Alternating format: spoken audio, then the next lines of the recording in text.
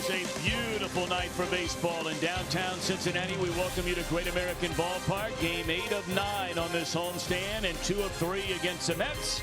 Reds looking to try and even this series at a game apiece. And hi again, everybody, alongside the Cowboy, Jeff Brantley and Brian Giesenslaw. I'm Tom Brenneman. Welcome, as always, to Reds baseball on Fox Sports Ohio. If you haven't heard by now, just moments ago, the Reds swing a deal trading Devin Mesoraco to the Mets in exchange for right-hander Matt Harvey, at one time one of the most highly thought of young pitchers in all of baseball, but a lot of injuries since then. Injuries, surgery for both guys, for that matter, and I think for the Reds, they are looking for the Matt Harvey that really dominated a couple of years ago. Now, granted, he's coming back from thoracic outlet syndrome surgery. That takes a little while to get your arm slot back in order. I think the biggest thing for Matt Harvey right now is figuring out a way to locate the fastball in the perfect spot and move the ball around where he feels comfortable. Maybe a new start can do that. Harvey is scheduled to join the Reds when the team arrives in Los Angeles tomorrow night. Devin Mesoraco is in a Mets uniform tonight and available to play. And there you see Devin in his new digs. That's kind of weird. Nothing but the very, very best. All right, let's talk about the pitcher tonight for the Redlegs. You like what you saw the last time out by Luis Castillo after they made some subtle changes in his delivery? I did, Tom, and sometimes a pitching coach that you had in the minor leagues can give you the information and you can process it mentally, and I think that's really what happened with Castillo in his last time out. The biggest issue for Castillo, he was back over the top driving the ball down in the strike zone. He looked like he had much more confidence on the mound, not only with the changeup but also with the fastball. Look at this fastball. Well, this is a changeup here, but the fastball that he throws to Manny Pena, the bottom just falls out of it. The changeup has always been the perfect pitch for Castillo, and when he can get that fastball sinking like that, it makes the changeup that much better. All right, we'll see how it goes for this talented young right-hander here tonight. He'll be opposed by the veteran Jason Vargas. When we come back, we'll check in with Brian Giesenslaw. The Reds flash in the leather.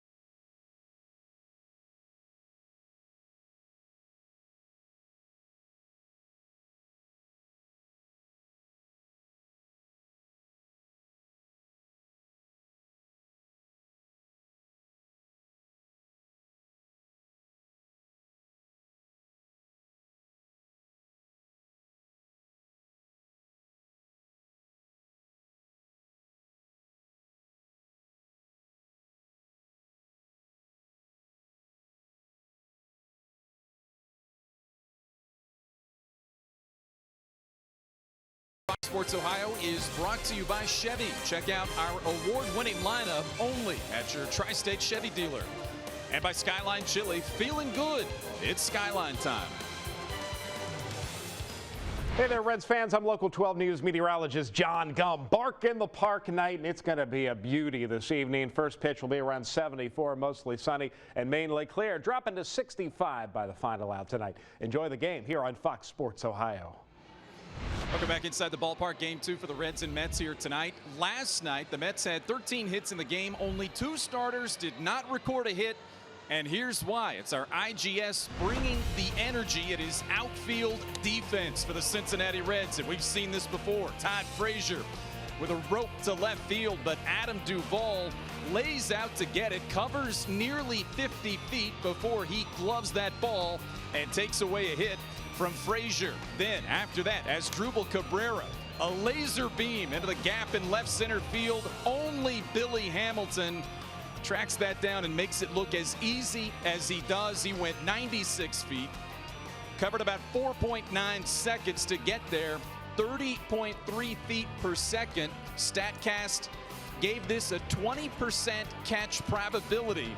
And so Billy Hamilton, as he does most nights, beats the odds with his first 5-star rated play of the season, rated by StatCast as such. Reds look for more of that tonight, but they'd also like to get a strong start from Luis Castillo and score some runs. Game 2 of this 3-game set coming up next. Back to Tom and the Cowboy after this.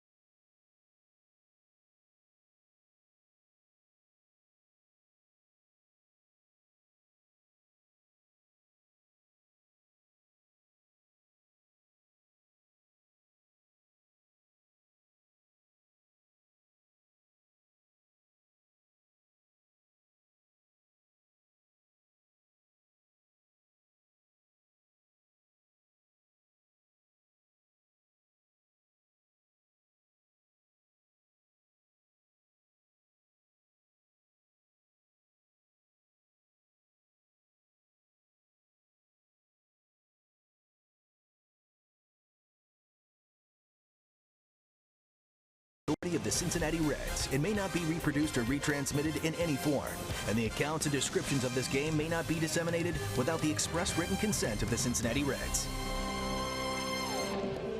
Well, our first of a handful of Bark in the Park night at the old ballpark tonight.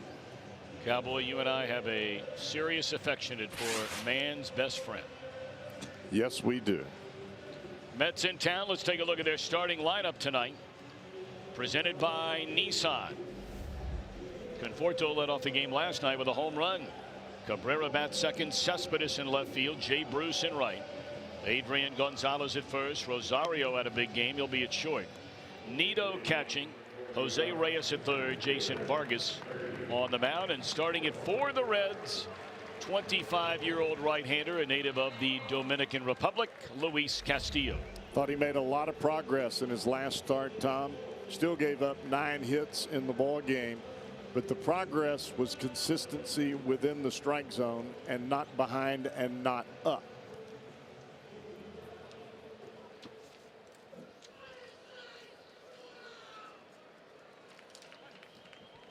So Conforto digging in, and Castillo winds and cuts it loose and straight up in the air on the first pitch. So this one underway. It's one pitch and it's one out as Jose Peraza squeezes it tightly, and that's a nice way to get it started for Luis Castillo. The Reds defensively behind him, presented by Ford. Duvall, Hamilton, Schebler the start over Winker tonight. The regular crew along the infield. Mesoraco was in the lineup. And then roughly about 40 minutes before game time, the trade was announced. So Tucker back in there behind the plate. Asdrubal Cabrera, 320 batter, 6 home runs, 21 batted in. He's been the best and most consistent player offensively for the Mets so far this year. Strike one. I guess probably my question right now is, if something happens to something happens to Barnhart, who catches? Well, we understand the Reds have Tony Cruz on his way, and I mean cruising. I don't know. You know what they should have done, Cowboy, was have you go down there and pick him up. He'd have been here an hour and a half ago. Before the trade was even made, he'd have been here. Well, they didn't think of that. I mean, you would have been back even for the third segment of the pregame show the way you drive. I would have been low flying.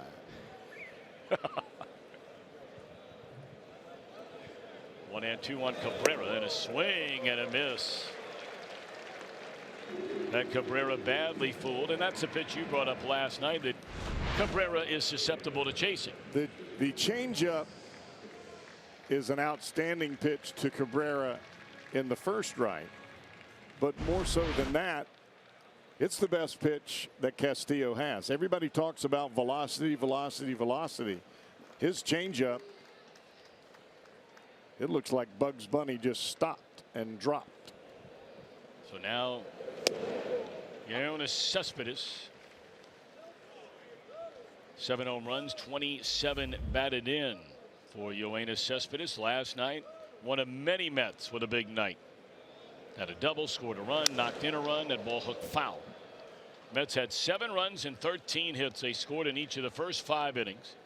And for New York, that 1-run decision last night snapped their 6-game losing streak. Their team has played, for whatever reason, extraordinarily well on the road, where they are 11-5 so far this year. They're 3 games under 500 at Citi Field.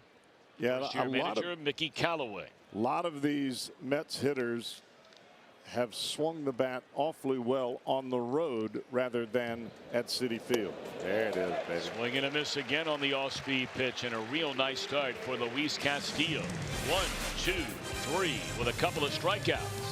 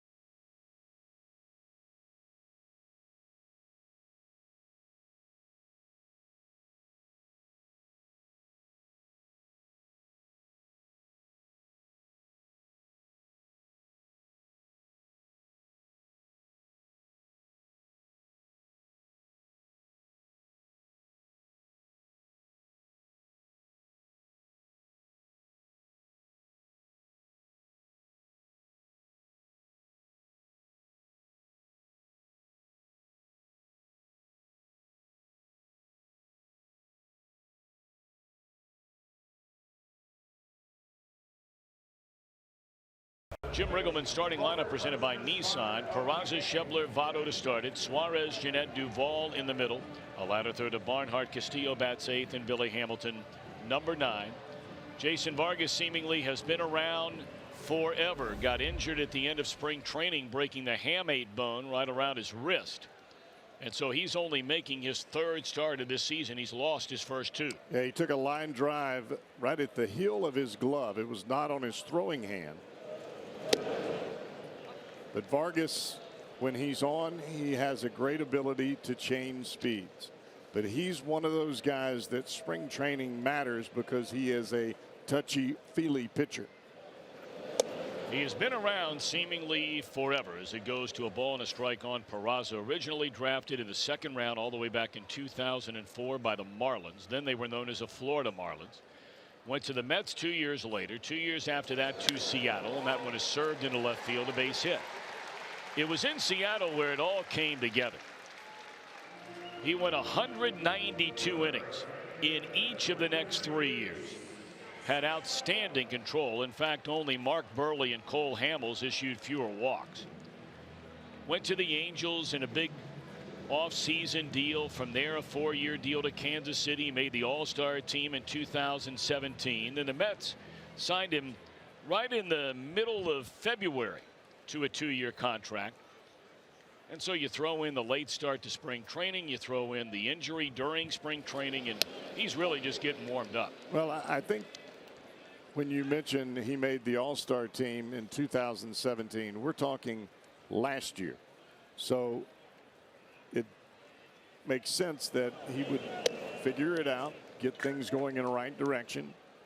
But when you break a bone in your glove hand and you're out for a month and a half, you got to get the arm right. I mean, you can only throw behind the screen for so long.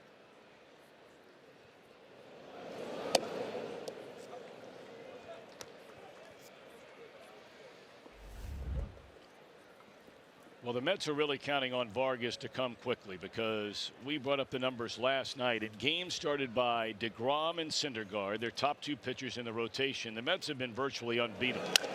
There's a little flare into shallow center with a runner on the move, and Peraza will make it to 3rd on the base hit by Schebler.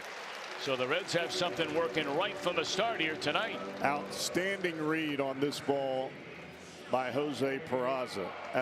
As the ball goes into the air, Peraza is making his break. There are a lot of base runners that slow down just to see, well, is he going to catch it?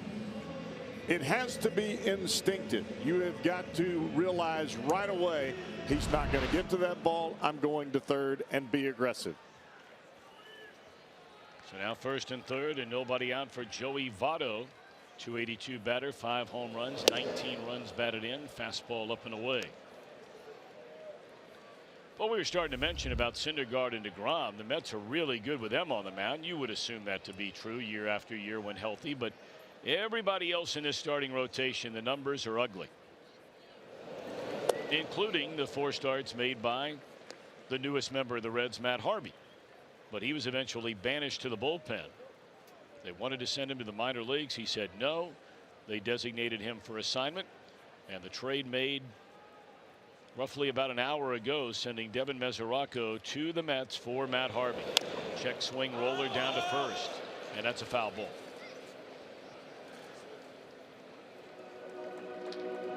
And I would think, Tom, as the season goes along for the Mets, that Steven Matz will start to pick it up a little bit. Left-handed pitcher, young guy, has a tendency to kind of bail out a little bit if there's a little nick or something going on. He's just got to figure out a way to create some mental toughness and go out there and take the ball every 5th day. 2 balls and a strike on Votto, and another half swing, if you will, that he makes contact with and fouls it out of play.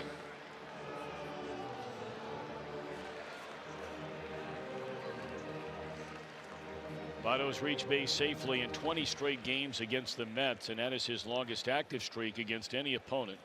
He's also reached in 19 in a row against the Atlanta Braves.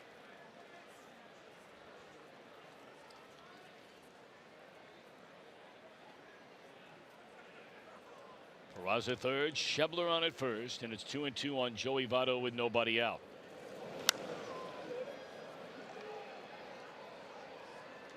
Well, the one thing for Jason Vargas that he has never been able to do is overpower any hitter that comes to the plate.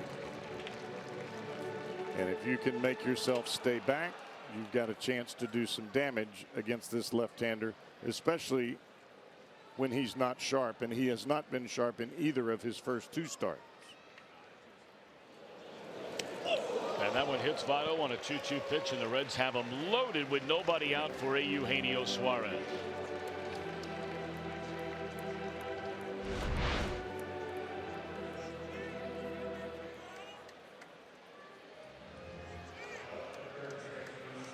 But that one caught Votto just on the right shoulder. But you look at the numbers for Jason Vargas coming into this ball game. Now he's only thrown 8 1/3 innings in those 2 starts. 20 hits, 5 home runs. Take advantage of a pitcher when he's down. All right, so they're loaded for Suarez, who's had a monster homestand, especially in terms of driving in runs, and that's the name of the game, scoring runs. Suarez in 7 starts on this homestand has 3 home runs and 11 runs batted in.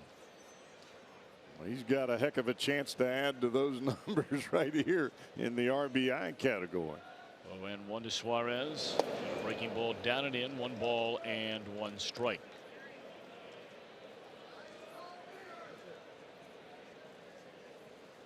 Well, the cold weather has gone and the warmer weather is moving in, and the ball is beginning to travel long and far.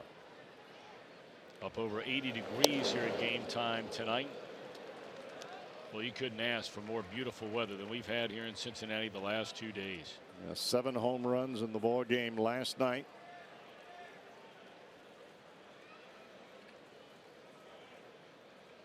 Suarez waiting, a 2-1 pitch, big pitch here, and he drops a breaking ball in on a strike. Well, that's a good pitch, veteran pitch right there.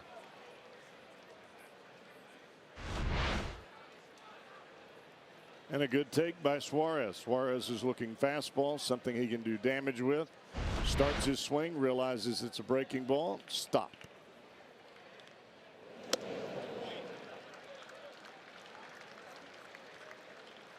Nowhere to put him. They are loaded with none out. 3 balls and 2 strikes, a count on Suarez.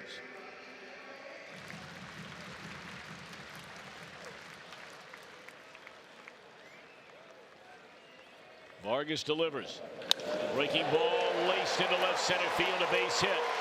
Cespedes cuts it off, but 2 runs are going to score, and what a nice start in the opening inning. And Suarez now a whopping 13 batted in 7 games and 1 at bat on this homestand.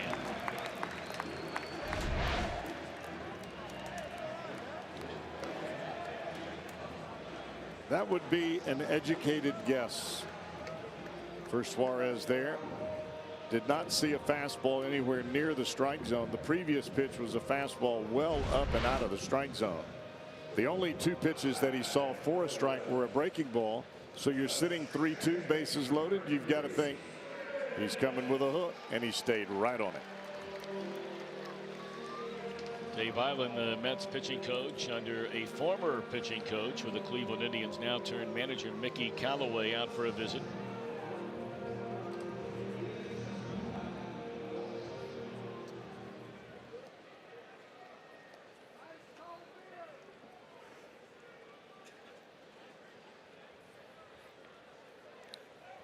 Reds now with a chance for a monster opening frame. Already up 2-0, 2 on, nobody out, and the cleanup batter just drove in 2, and here's Jeanette. Slow breaking ball, and he's trying to jump all over it, rolls it foul. We'll get some comments from the Reds general manager Dick Williams when we come back in the 2nd inning tonight about the trade. One thing he did say that's quite interesting, because the Reds are going to have to make a decision, is that Harvey will not only join the Reds in Los Angeles, he is going to start a game on this West Coast trip. Doesn't mean necessarily LA, could be San Francisco behind it.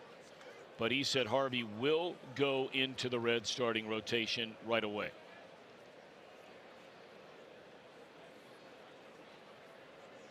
So Danny Darwin with a new pupil.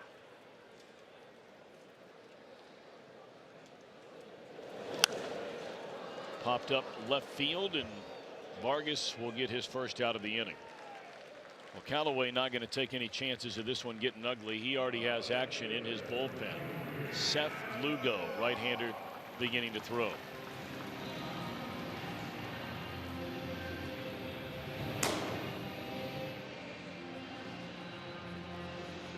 Well, the statement that you just made with Harvey definitely getting a start on the West Coast swing. The Reds are not going to go to a 6-man rotation. Somebody is going to exit that rotation. And of course, we'll leave all that speculation to somebody else to figure out. One thing we do know, it's not going to be Castillo, and it's not going to be Tyler Mahle, and it's not going to be Homer Bailey. So after that, unless there is some kind of injury to somebody that we don't know about, that would be the only way. It would more than likely not be one of those three.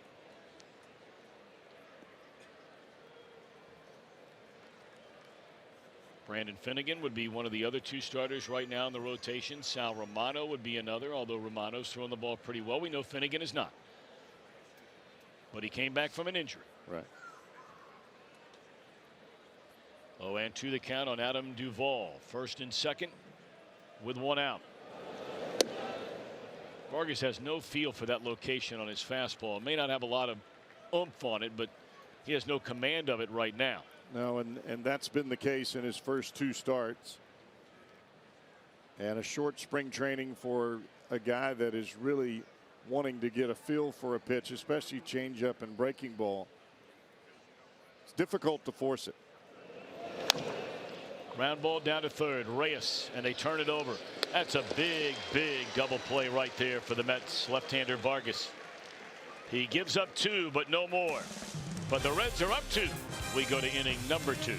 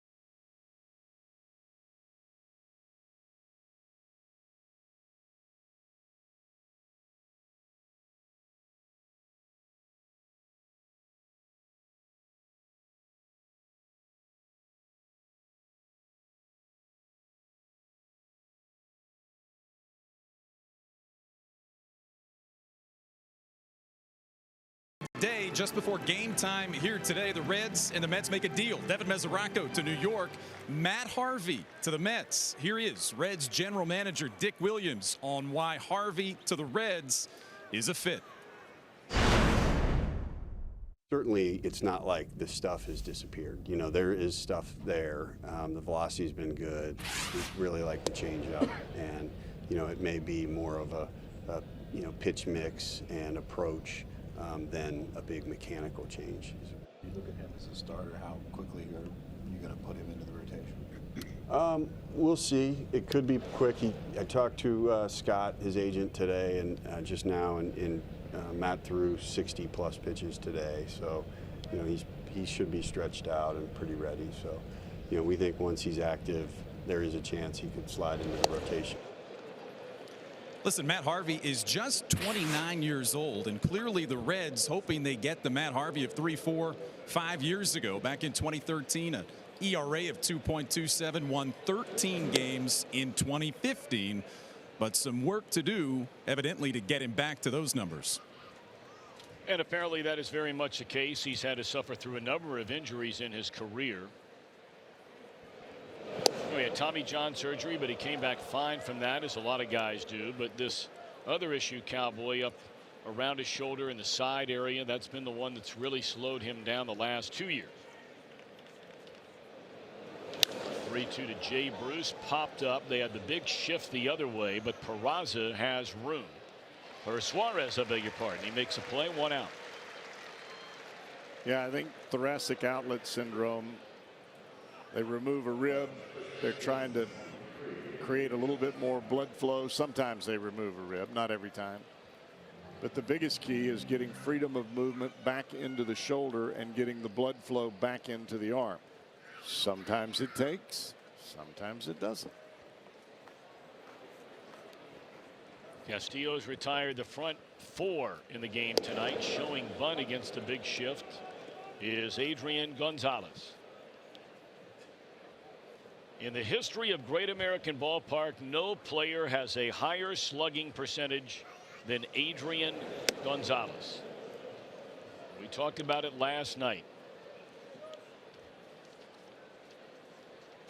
Our Elk and Elk storyline at Great American Ballpark. Look at those numbers. 33 games, has knocked in a run per game.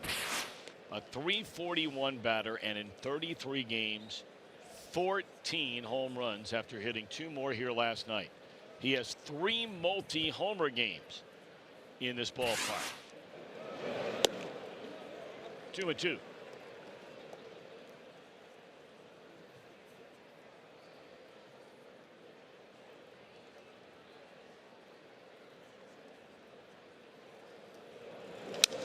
Ground ball right at what basically is a shortstop position, and Suarez is a one-time shortstop, now a third baseman, and feeling like the good old days over there.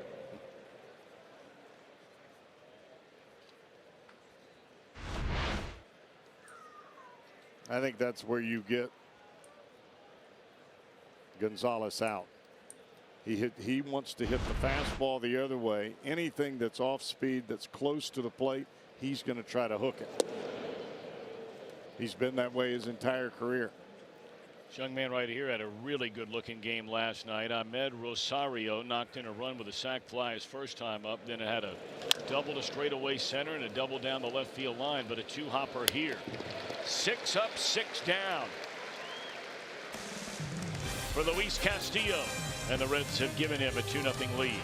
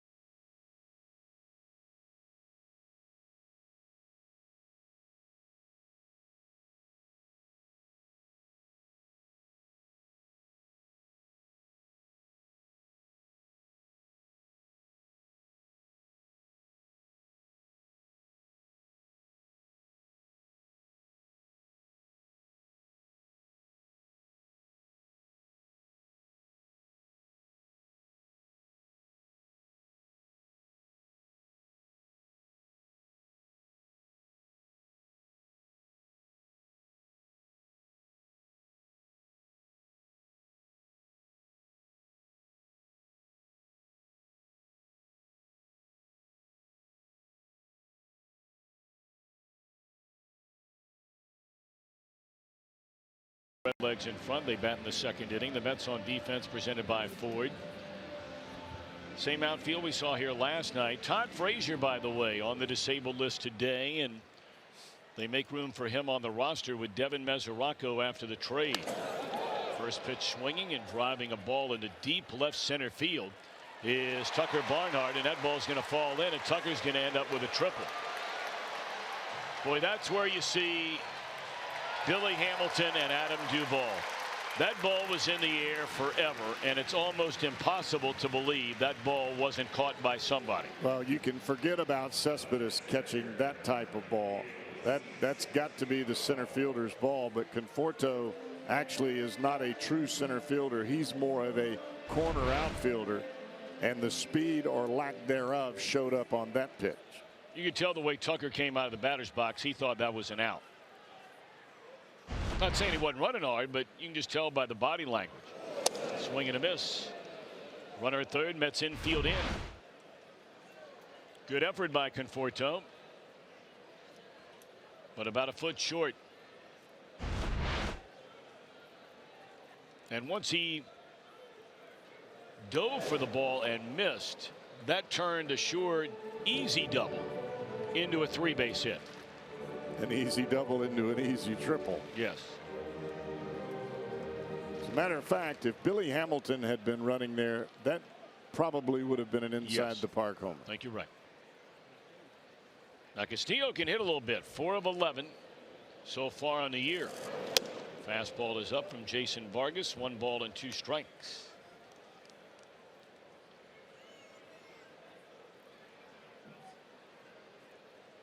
Here you see the infield, all 4 positions. Reyes at third, Rosario, Cabrera, and Gonzalez. Tapper back to the mound. This will not bring in a run, but it's only the first out of the inning.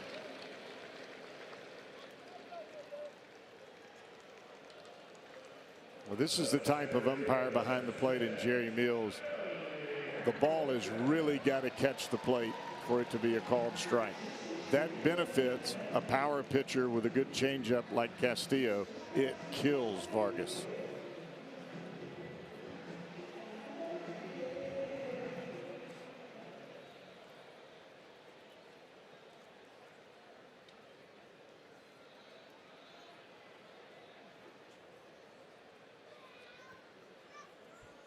So now Billy Hamilton is swinging a miss, strike 1.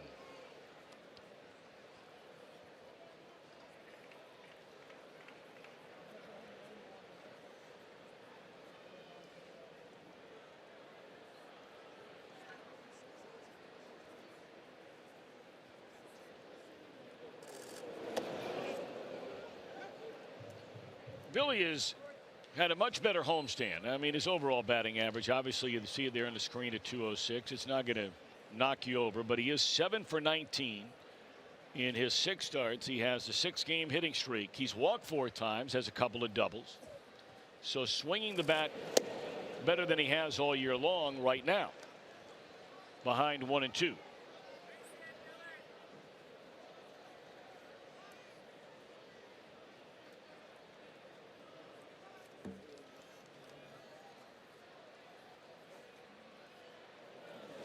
And he's out of there swinging. 2 away in the inning. I think where Hamilton struggles a lot of times is trying to create bat speed by dropping the back shoulder to swing. For a guy with his tools, speed, getting the ball on the ground, you drop the back shoulder. Number one, you're going to lose sight of the breaking ball, which we have seen time and time again, and you're going to hit the ball in the air, which is a death sentence for Billy Hamilton. Popped up into foul ground. Gonzalez will run out of room. Strike 1 to Jose Peraza, led off the game with a single and scored the first of 2 first-inning runs.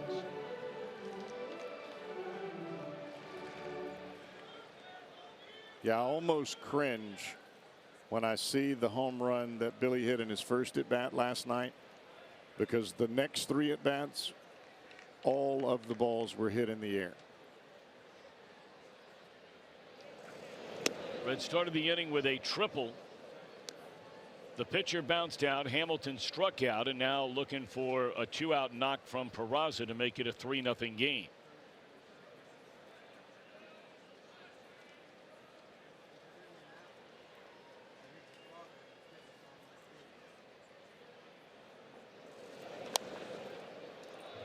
It's one of those spots. Granted, you got the pitcher up after the triple, but if you're the next batter, you're trying to make contact somewhere to try to get that run home from third. A ground ball anywhere in the infield, you've got a third run. But a strikeout, there is no run unless it goes to the backstop. 1 ball and 2 strikes on Peraza. And what a nice block that was by Tomas Nido doing the catching here tonight.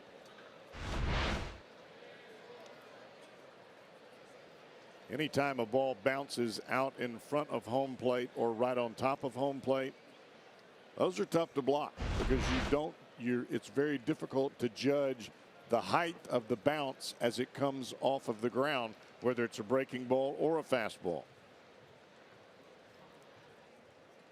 2-2 on Peraza, runner at third, 2 outs, and it's popped up. So the Reds miss a golden chance with a runner at third and nobody out. Vargas retires in X3. We go to inning 3, 2-0 Reds in front.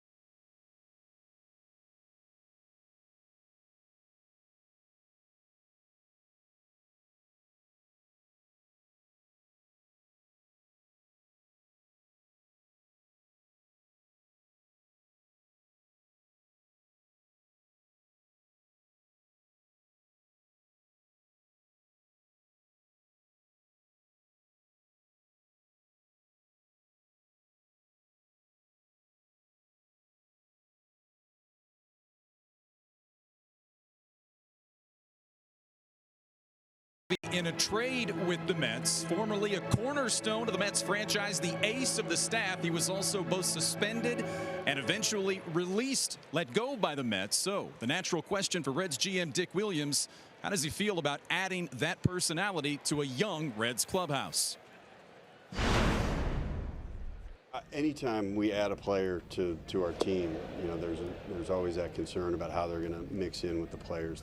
The good thing is we have a very good clubhouse and we have a very good coaching staff, and I would hope that you know, that environment would allow Matt to come here and get off on the right foot.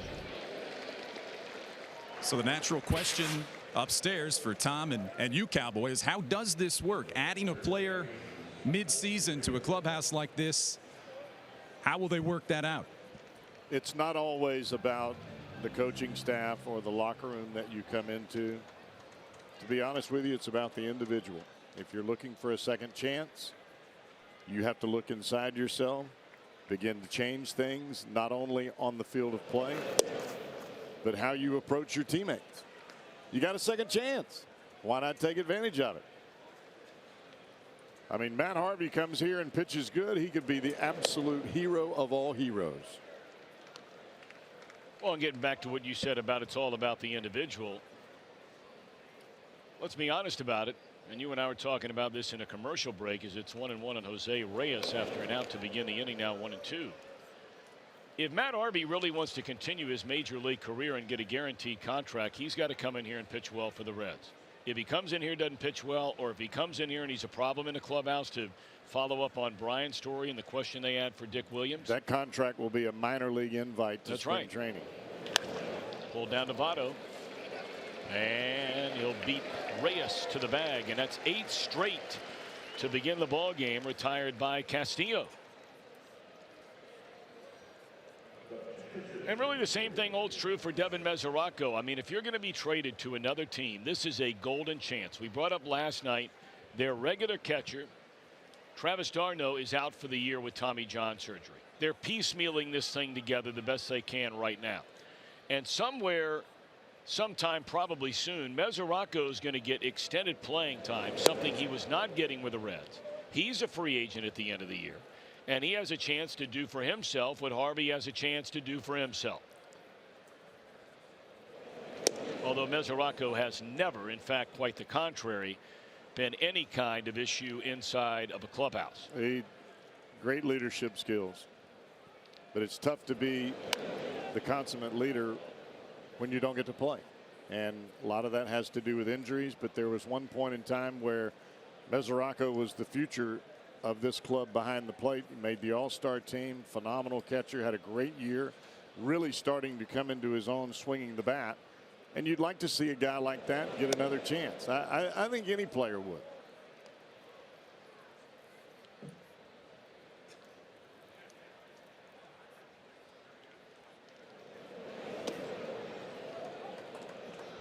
Vargas is up there trying to bunt, or at least showing a bunt, with a 2-strike count, and now Castillo runs a count full on him. 3 balls, 2 strikes, and here it comes. And that's strike 3, and that's 9 in a row to begin this ball game. Set down by the Reds right-hander, his 3rd strikeout.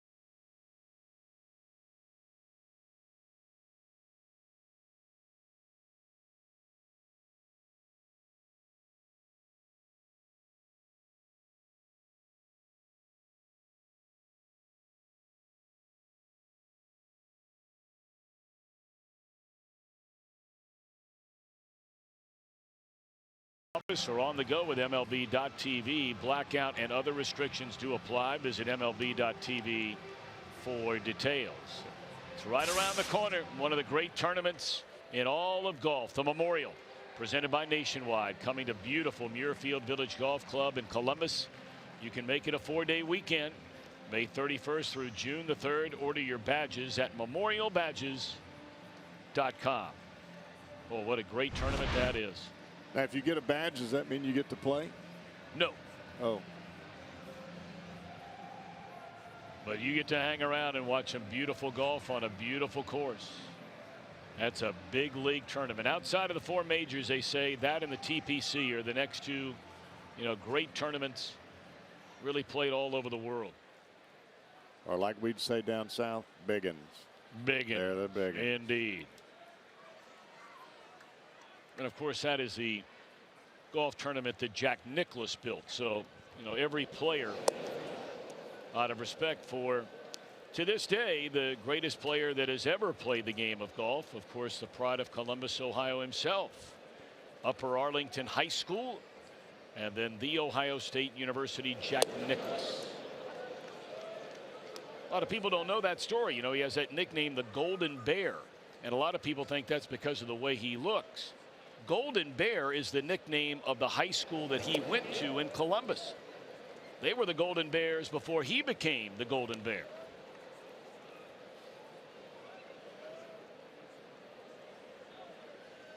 Two and one account on Schebler to begin the third. Reds up 2-0. That's a pretty nice play right there. I don't know if that ball caught him or he caught it, but that ball was sharply hit.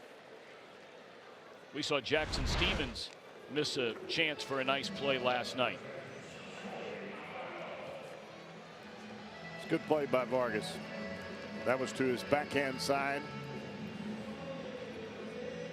Calm, cool, and collected.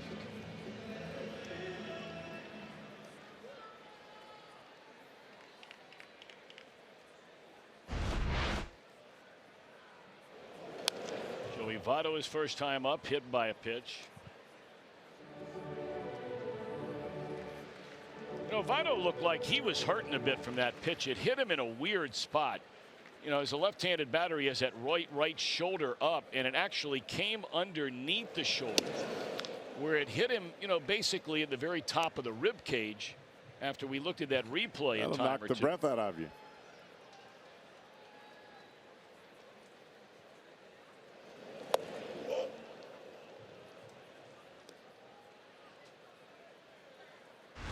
Watch this thing sneak up underneath his shoulder and almost get, it looked like almost tricep, bicep first, and then ricocheted off the rib cage.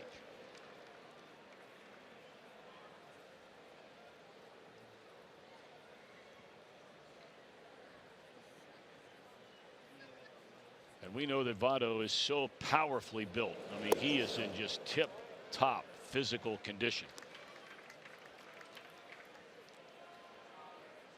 Although it was interesting to hear him report to spring training this year, he said he actually let himself get a little on the fatter side before he came to spring training this year to just try to ease a load on his body for the way he's worked out for so many years, and he takes a one-out walk.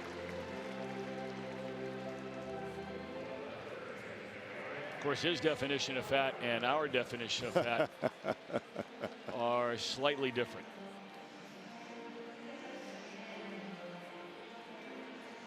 I don't think. Can you relate to that at all? I don't think he was logging the nacho cheese Dorito.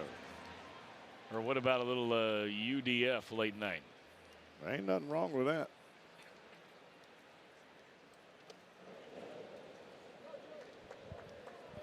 Well, one day Eugenio Suarez, he came up with a big base hit, bases loaded, and drove in two with a single to left center in the first inning. The only 2 runs of this game so far. Boy, he was trying to hit that one all the way to New Richmond. That is one of those swings where you guess right and you come unglued. And he just happened to be a little out in front.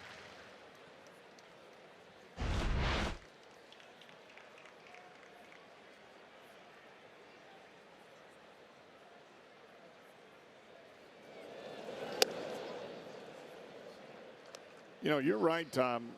Here in the early going, we have seen very few fastballs located within the strike zone from the left-hander Vargas. Most of his strikes have been either changeups or breaking ball.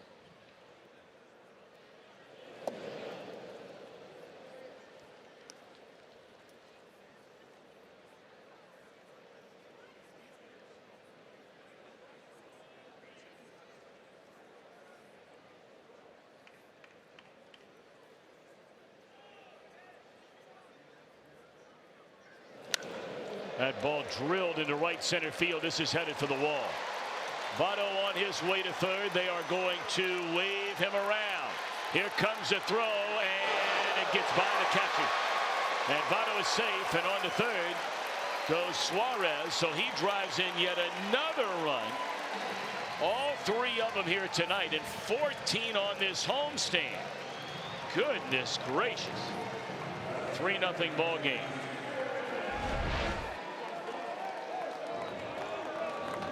Well, this is a fastball. It is over the plate. It is belt high. It's right into the swing of a Eugenio Suarez, and he did not miss it.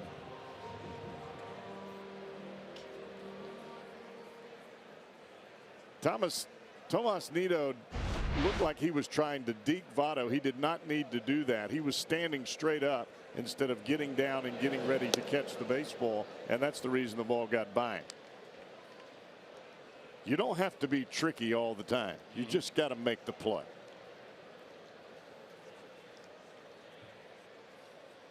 Infield in with a runner at third and 1 out. Scooter Gennett, the batter. He popped up to short left his first time up. Pulled that one a mile foul. Now, when those fans come to a game, they're not expecting to get a foul ball up there. That's completely underneath the overhang. He hit that up there in the Jack Casino. Yeah. You're not looking for a foul ball up there. You got about a 8 or 10 foot window, and it's got to be on a straight line drive to get anywhere near there. That's what that was.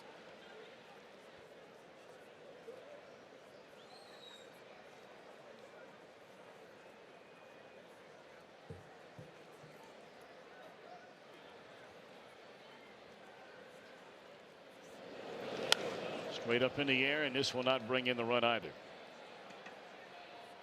Shortstop out there to get it, and that's a second out. And now a quick message from Miami Valley Gaming. Get ready to get lucky.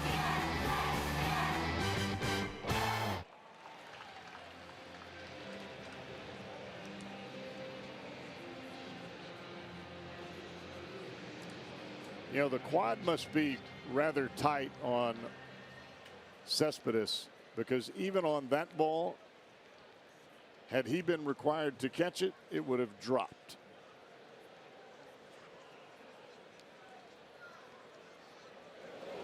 All right, so the runner at third, the infield backs up for Adam Duvall. He bounced into a double play in the first inning.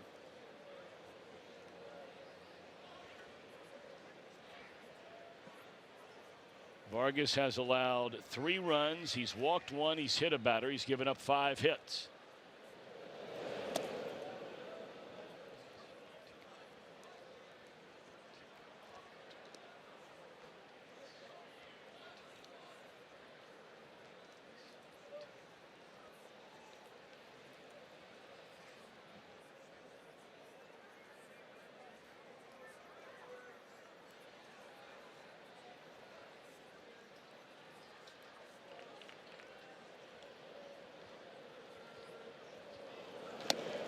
Big swing and a miss, and the count is 1 ball and 2 strikes on Adam.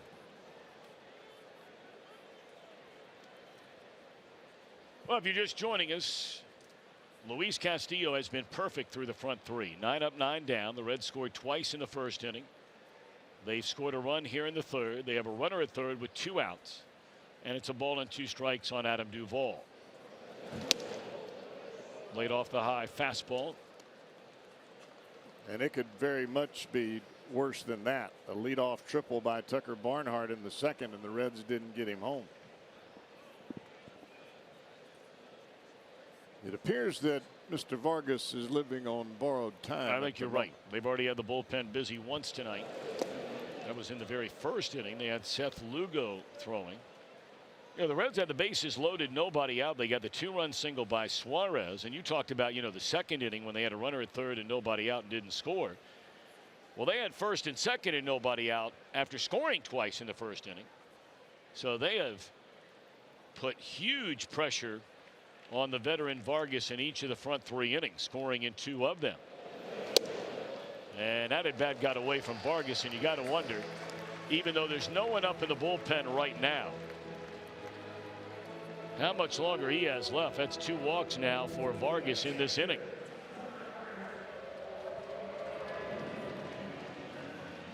Now he'll turn his attention to Tucker Barnhart, who had that triple into left center field.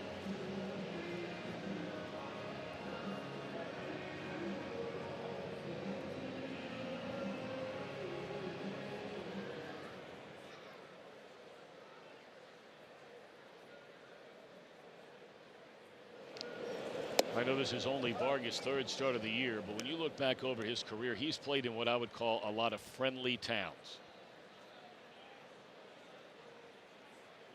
He might want to get it together sometime before they get going to New York again. We were talking about that a little bit last night. Runner on to go and a base hit into center field. And making the turn going to third is Duvall, and that makes it a 4-0 game. So Jim Riggleman making some things happen out there tonight. That's the second time he's put on a hit and run.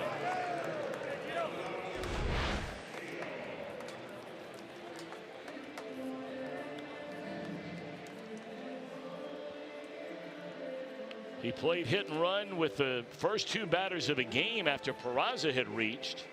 He had Jose running, and Schebler had a single into center field. And now with the runners at first and third and 2 outs in the inning, he gets a runner started. And they'll be hunting for a pitcher to get ready in the bullpen. Castillo down a strike. And once again, it will be the right-hander Lugo.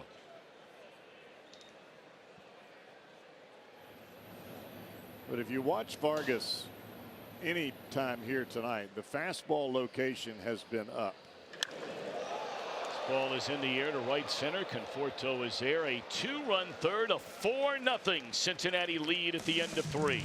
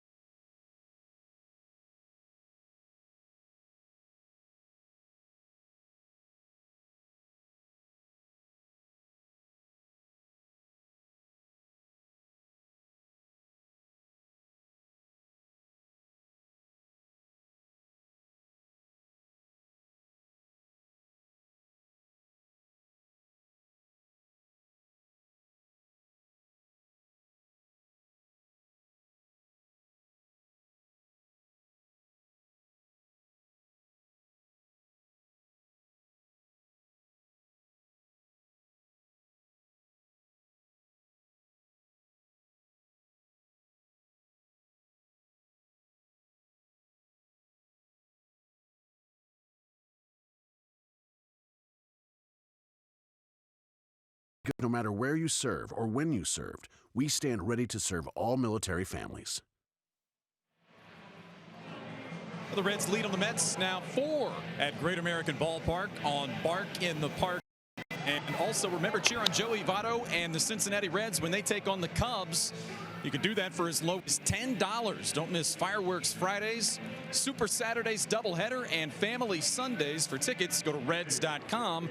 The Reds come back from that 7-game trip out west, have an off day, and then 4 big games over the course of 3 days against the Chicago Cubs. Well, we love Bark in the Park days here at the ballpark. I'm honored to be on the board over at the SPCA Cincinnati and all the incredible work they do in this entire area. And of course, they helped put this whole thing together along with the Reds. Started it a number of years ago. Had a couple of nights to start with, and now we're up to, what, 4 or 5. And always they'll sell out those tickets as soon as they go on sale. That one's on point right there. All right, this is going to be a tough play. Getting rid of it quickly. That's a nice play out there made by Jose Peraza to get Michael Conforto, and that's 10 straight set down by Luis Castillo. That's one of those spots for Peraza where you have to throw it from where you catch it. You've got a quick base runner working. You just throw it from down there.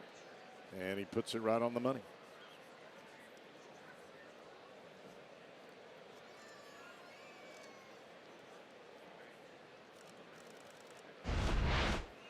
Asdrubal Cabrera, strikeout victim his first time up on that Castillo changeup. And he's down strike one to begin this at bat. 4 runs, 6 hits for the Redlegs. No runs, no hits, not a single base runner for the Mets. Well, he's got that working tonight.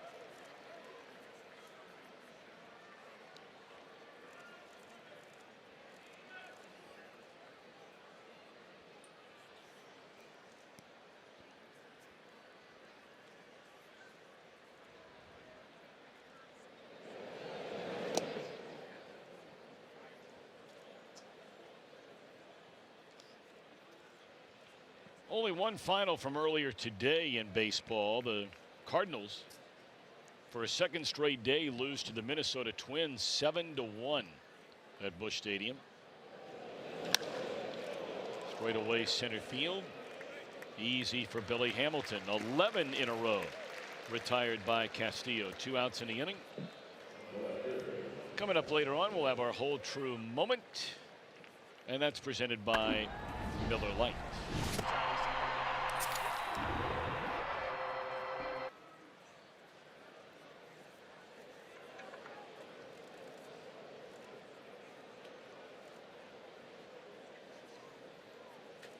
Yoenis Cespedes struck out swinging, ending the New York Mets first inning. Cespedes, Tom, is one of those types of hitters that will come to the plate. He will take until he gets a pitch that he's looking for. Now, he looked awfully bad on the changeup earlier from Castillo. And this is going to be a 4th straight, or is it? Billy misjudging it initially, but boy, oh boy, to have that speed. Perfect through 4 is Castillo. He got through the 4th inning on a total of 8 pitches and caps it off on that dende. Let's hear it, Cowboy. He's a dandy.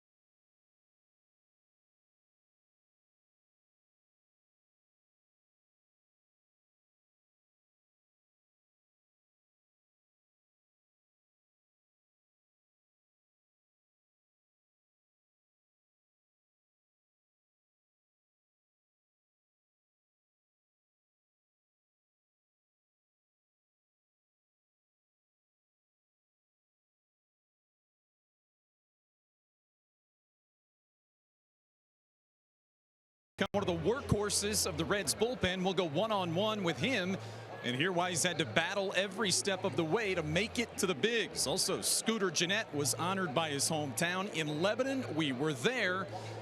That on Reds Weekly Wednesday, starting at 6 o'clock. Billy Hamilton ended the top half with that outstanding catch in center field and leads things off to start the bottom half of the 4th. Good stuff, Brian. Look forward to it.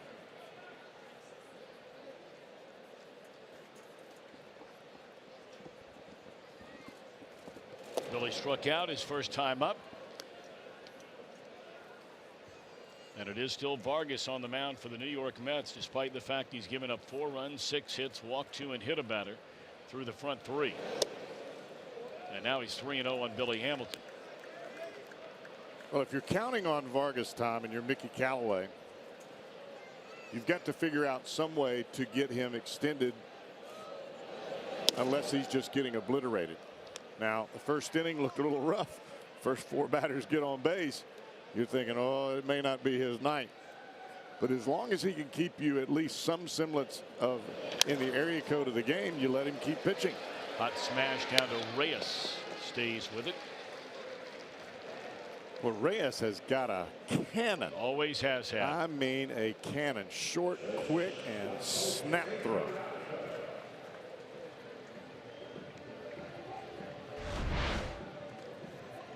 And watch him get rid of this baseball. He goes to a knee, pops up, and a laser.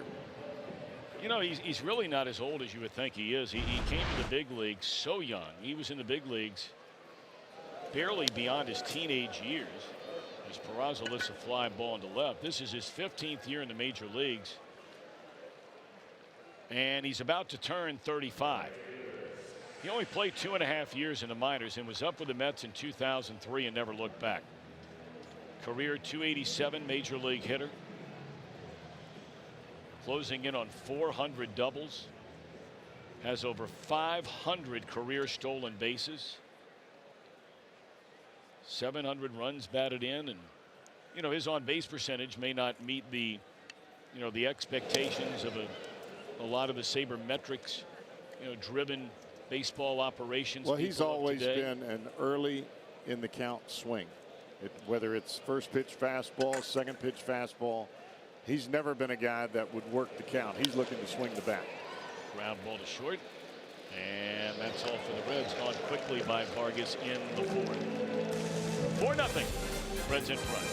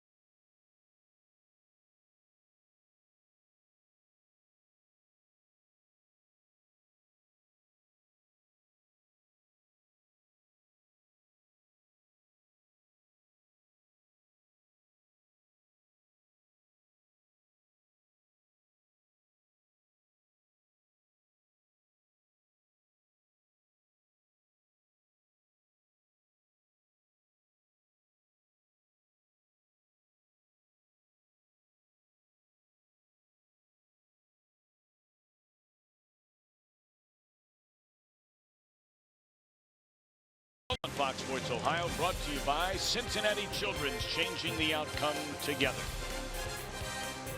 And by your local Ford dealer, Ford. Go further.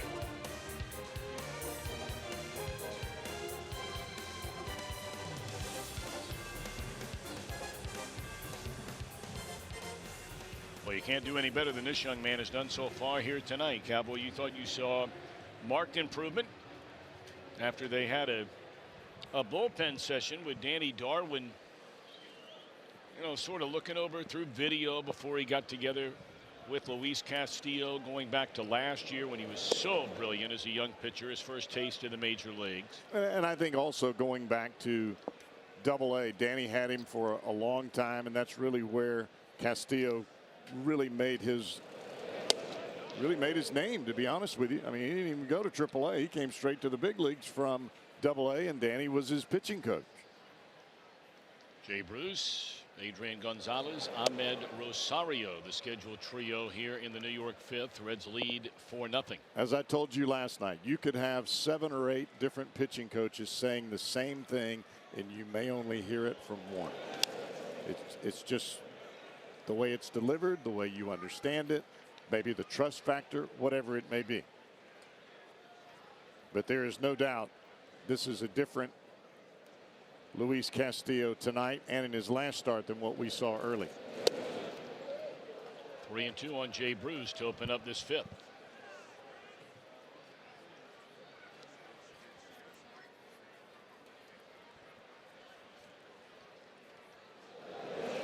Got him swinging.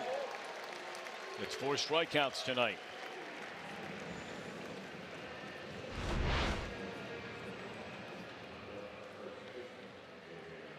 Three-2 changeup. That pitch starts on the inside corner, and if you're a hitter, your initial reaction is that's a fastball. Clear the hips, get the hands through. Ball's not there yet.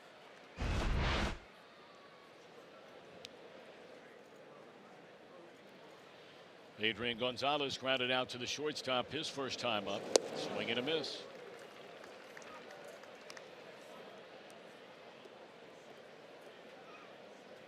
When you know there's a guy on the mound that throws the ball 96 or 97, you know you want to get started. You want to get the bat head there.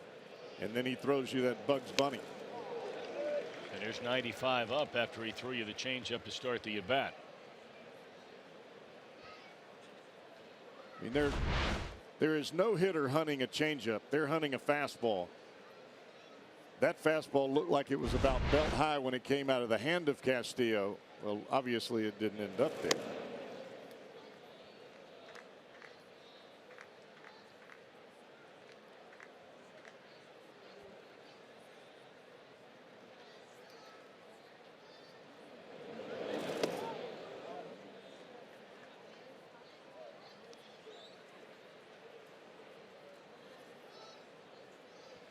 This is where you see at bats like this, and it's not been the story so far tonight because he's not allowed a base runner. He's been very pitch efficient as he strikes him out on the 2-2.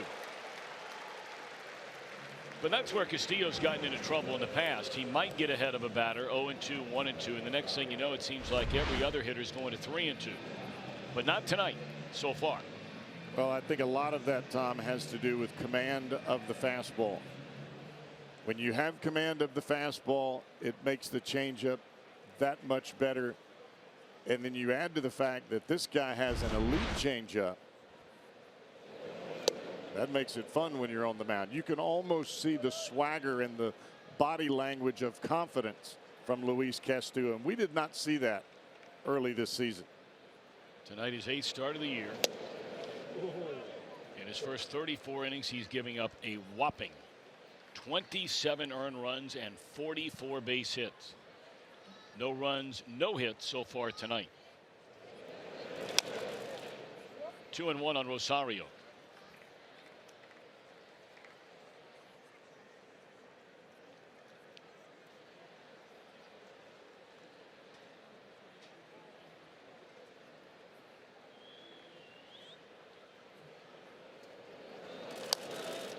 We talked about coming into the game last night how the Mets, you know, their runs scored misleading over their last, you know, dozen games or so. In the 2 games they scored 25 total runs, but in the other games they were averaging less than 3 per game. And there's the first base runner of the night. Little flare off the end of the bat, but a single with 2 outs in the 5th for Rosario. Looked like a slider down and away, and that's the 3rd pitch in the repertoire of Luis Castillo, and you can see it just spins up in the zone. Didn't hit it well, hit it off the end of the bat, but a hit nonetheless. All right, that one's out of the way, and for the first time all night long, Castillo will pitch out of the stretch position. Every now and again you'll see a pitcher sort of get out of whack if they've gone a long time. Of course, they'll throw a couple of warm-up pitches in between innings out of the stretch. Nothing wrong with that first one, just rearing back and throwing it right by Tomas Nido. Has a little blue bayou.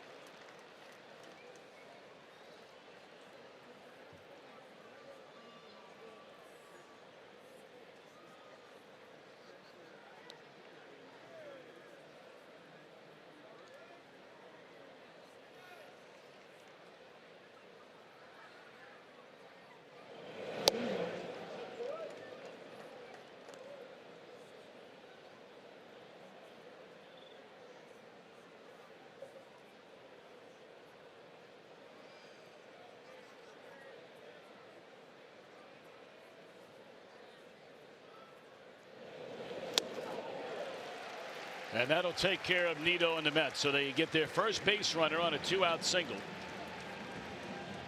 Castillo strikes out 3 in the inning, has 6 in the game, and the Reds with a 4-0 advantage.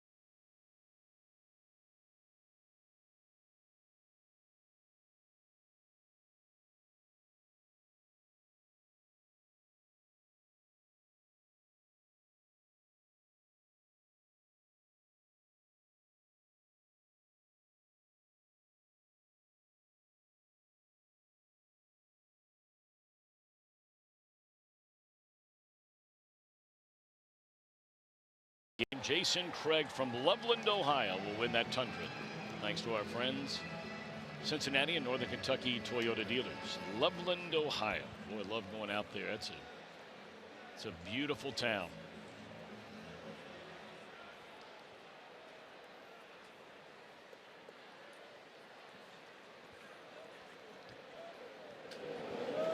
New pitcher on for the Mets. We've talked about him a couple of times already.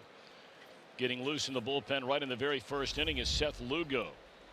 Lugo had only made 10 relief appearances before this year. He has always been a starter, but he is now a long man as far as the Mets are concerned.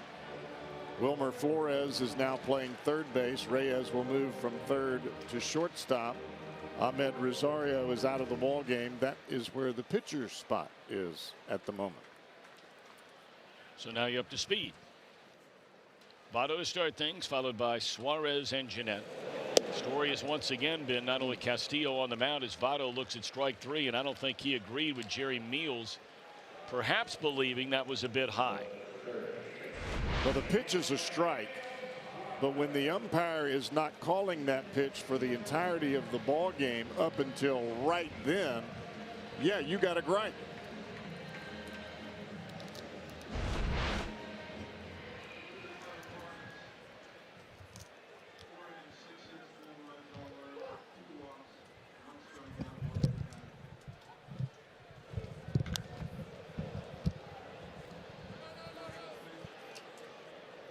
Starting to say that Castillo clearly has been the story in this one so far. He's only allowed 1 base runner, no runs through the first 5 innings. But this guy right here is the other big story, and that would be Eugenio Suarez. He has knocked in 3 of the Reds' 4 runs tonight. Jam shot roller to the second baseman Cabrera. He was a one-time shortstop when he came up for a number of years with the Tribe. 2 away in the inning.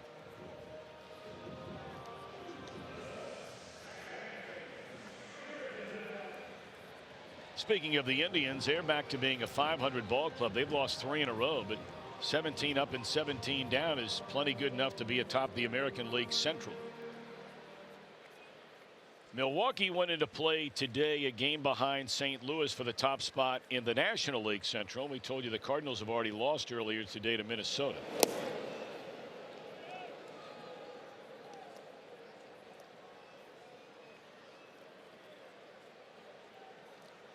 Brewers in front of Cleveland 2-0 at Miller Park in the third inning. Marlins 3 runs in the opening frame at Wrigley Field tonight. Boy, it seems like the Diamondbacks and the Dodgers play every night. I mean, anytime I look up to pay any attention to them, which isn't regular, either one of those teams, but it seems like they play all the time. I'll bet you this is already the 3rd or 4th series they have played each other this year. And that's just off the top of my head from sort of scanning it from time to time when we're looking up at the scoreboard. Yeah, I remember playing in San Francisco. It felt like we played the Dodgers every other week. It just felt that way.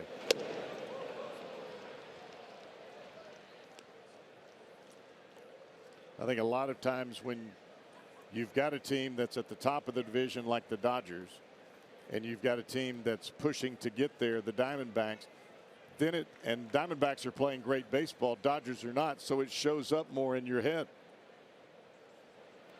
2-2 on Scooter Gennett. Nowhere near the strike zone. Arizona has a 3.5 game lead in that National League West. The Diamondbacks 23-11. That is by far by 100 percentage points better than the leader in the National League East, Atlanta. Popped up third base side. It's a 1-2-3 inning for Lugo. Reds lead 4-0.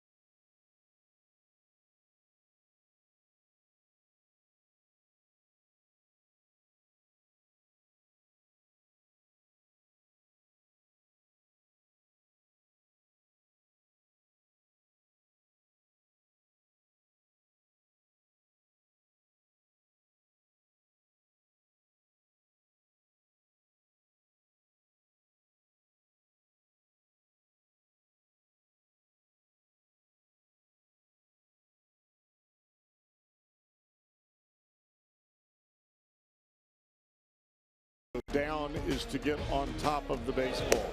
Changeup, we've talked about it time and time again. It is the bread and butter for Luis Castillo. He has the fastball. The fastball sets up these pitches. When you have to cheat for it, and all of a sudden it's not there when you're cheating, it makes that changeup look awfully good. And Castillo has looked some kind of good here tonight. In there, strike one to Jose Reyes, leading off the New York 6th inning. 1 hit, no runs, 6 strikeouts, not a single walk for Castillo tonight. And ahead quickly of Reyes, who bounced out sharply to Votto his first time up 0-2. The art of pitching is changing speeds, keeping the hitter off balance. And when you have that kind of changeup, boy, you can make some good hitters look awfully ugly. That's good morning, good afternoon, and good night to Mr. Reyes. He threw the fastball by him earlier in the count. Reyes is thinking, all right, I got to get started a little earlier. Well, the ball's not there yet. But the key with the changeup is to throw it out of the same arm slot and the same arm speed as the fastball. Castillo has that down to perfection. His last 4 outs have come via the strikeout. He only had 3 strikeouts in the first 4 innings, but now 4 in the last inning and a third. Wilmer Flores bats for the first time in this series. Term we like to use in baseball, especially for a pitcher that is dominating. He is locked in. Drive into deep left field, and Duvall will watch it bounce. Wow. On top of the wall and out of here. So a home run by Wilmer Flores comes with one out here in the 6th inning, and the Mets are on the board. It's a 4-1 game. Flores did not start the ball game, and he caught a changeup there. And this changeup is up, middle in. We talked about him getting on top of the changeup. That one he got underneath it just a bit, and it cost him. Well, time now for Castillo to move on. He gave up the 2-out single, his first hit an inning ago. He struck out the next batter. Now he gives up his first run. He has a 3-run lead and delivers a strike to Conforto, the leadoff man. And he came right back with a changeup after giving up a home run on a changeup and executed it to perfection.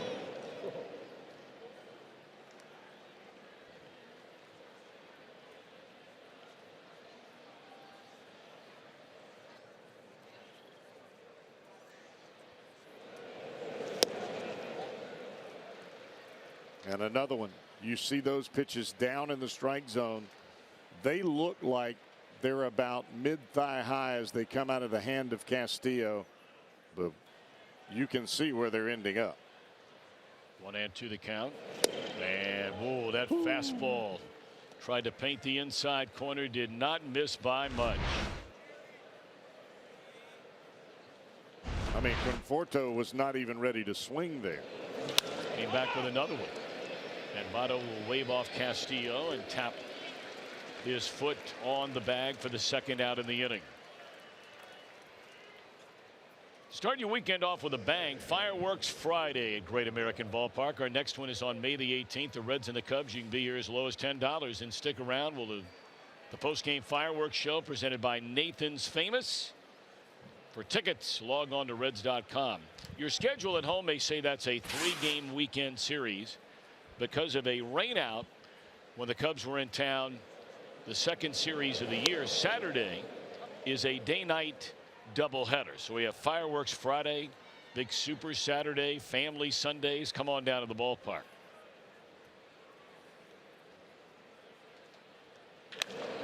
That is a fair ball, hooked off the bat of Cabrera. Schebler will cut it off and hold him to a 2-out single. And, you know, looking ahead, just so you make sure when the Reds come back home off this road trip, the first game of that doubleheader will start at 1:10.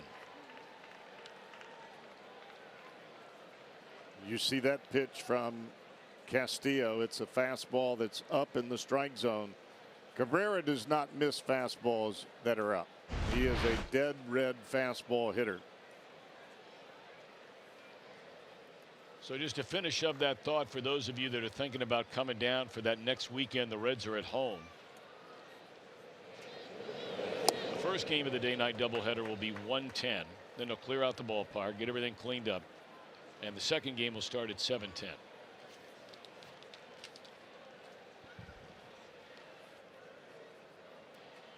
Reds have action for the first time in their bullpen tonight. Amir Garrett beginning to loosen. It's only the 77th pitch of the game for Castillo. And this is where, as a young pitcher, you give up a home run, your fatigue a little bit starts to set in as you get to that 75 pitch mark. And I think this is the reason Barnhart goes to the mound. And now we're going to see pitching coach Danny Darwin come to the mound just to settle down the kid. Because what happens, you start to give up a couple of hits and you then try to do too much. And we have not seen Castillo overthrow or really pull the ball to the first base side, and that's what he's done here in the last couple of pitches, starting to sense a little bit of momentum for the Mets.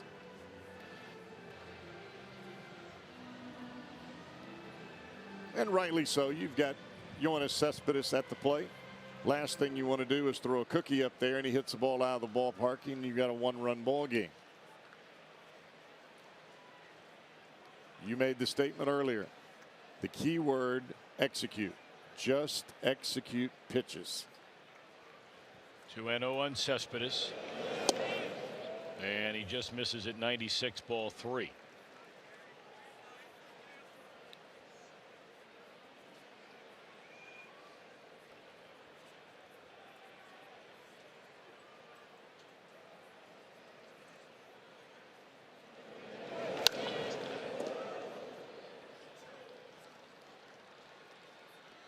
How about that by Cespedes? I'm stunned. I mean, I couldn't even say anything. It's a 4-1 ball game. Yeah. That pitch was probably 3 to 4, maybe more than that, inches off the plate.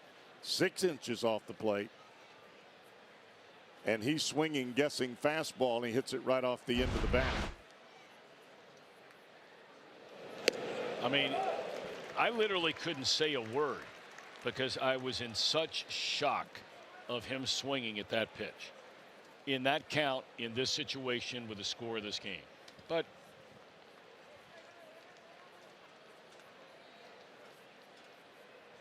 three and 2 after Castillo throws a 3-1 fastball by him. And now the payoff pitch.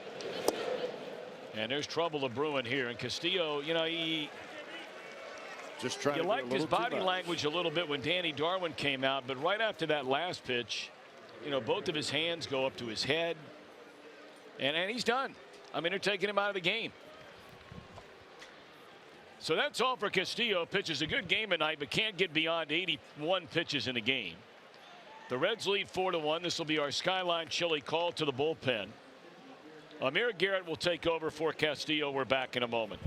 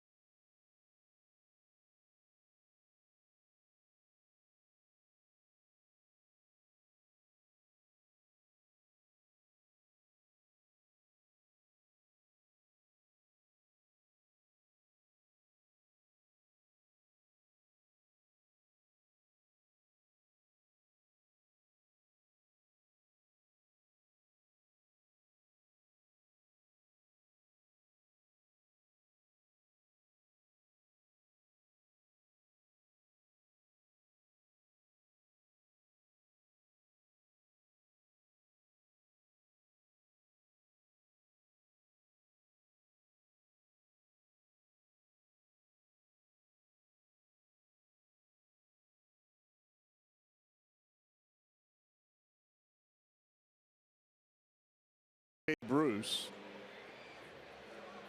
And a big at bat here for the Mets in this ball game, and a big at bat for the left-hander Amir Garrett. You got back-to-back lefties in Bruce and Gonzalez, but you just need one out here.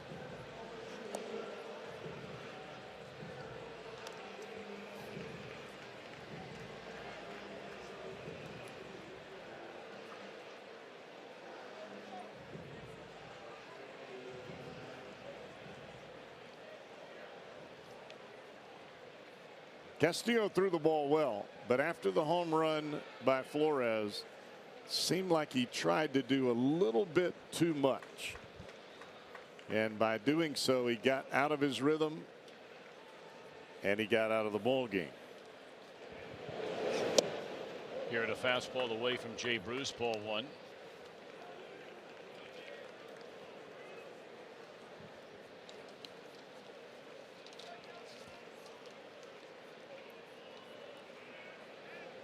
Saw Amir on Sunday.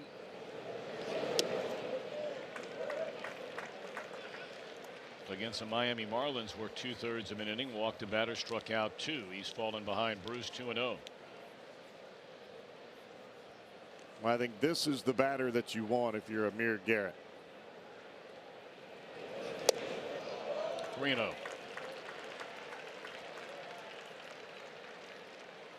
Because Gonzalez has the ability to serve the ball the other way, even with a left-hander on the mound.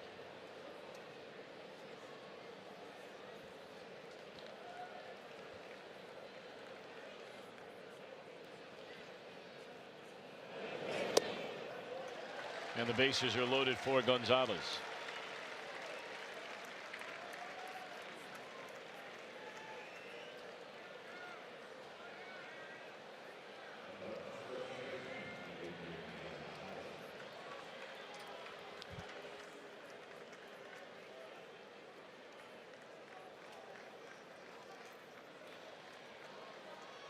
Mighty good numbers for Gonzalez.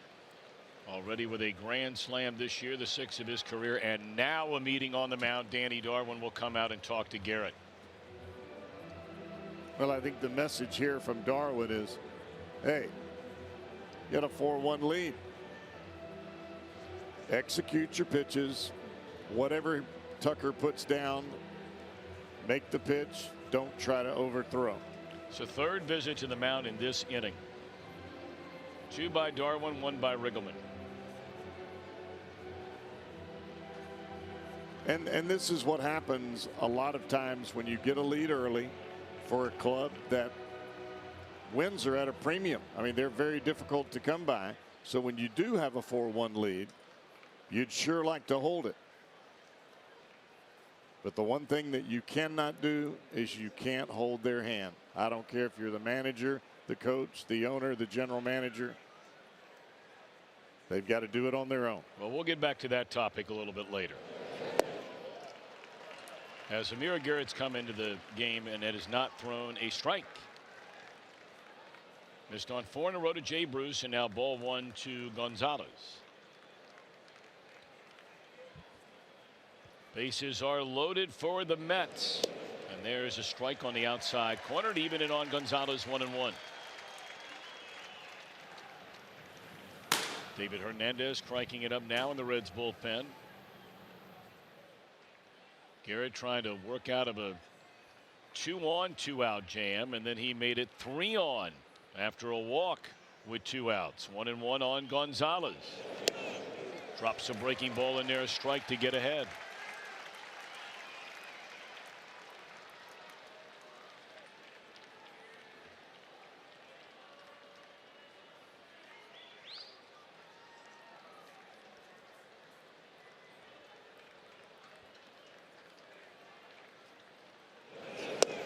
Oh boy, that didn't miss by much.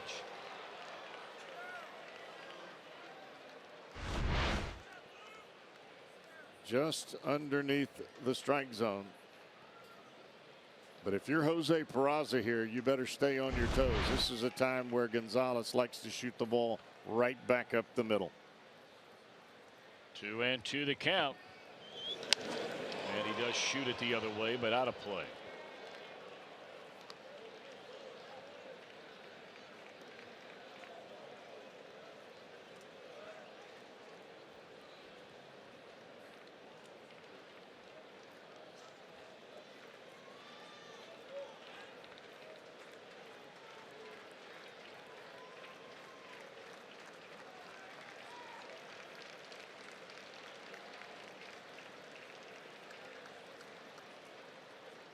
Two balls, 2 strikes on Adrian Gonzalez. And another fastball, and again it's fouled out of play off to the third base side.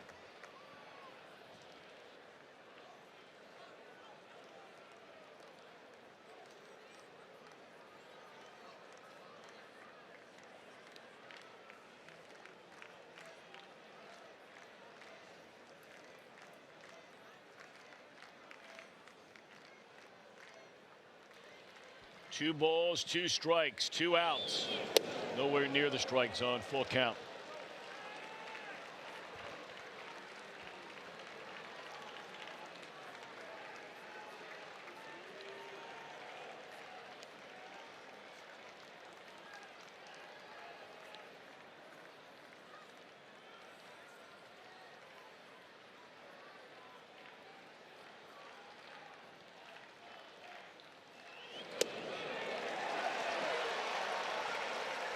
Back-to-back walks by Garrett, and that makes it a 4-2 game. And that may be all. Well, we'll see. Looks like Brandon Nimmo has come out of the dugout. He's a left-handed batter. And after back-to-back walks, if you're Mickey Callaway, you're thinking, well, maybe we'll get a third, because they've got Hernandez, a right-hander, warming in the bullpen. You bring a lefty to the plate, that nullifies that.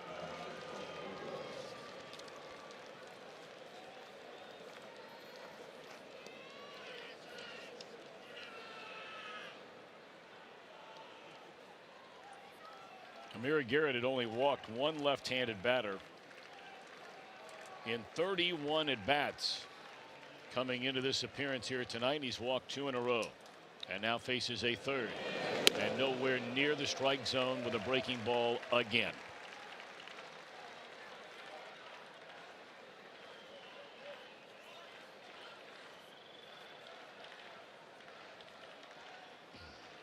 Garrett has been so good for the Reds this year. I mean, he's been as good and rock solid as anybody they've had on this club. But he's got to find a way to get it out in this situation here tonight. You're not going to be perfect every night.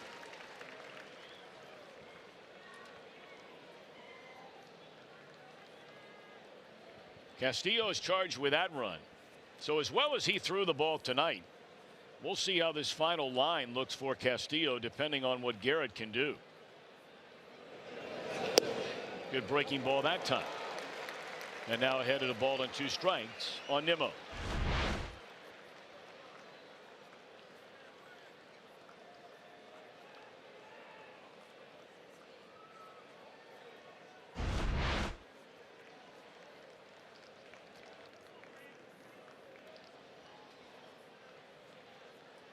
One ball, 2 strikes on Nimmo. Bases loaded. Got him swinging to end the inning.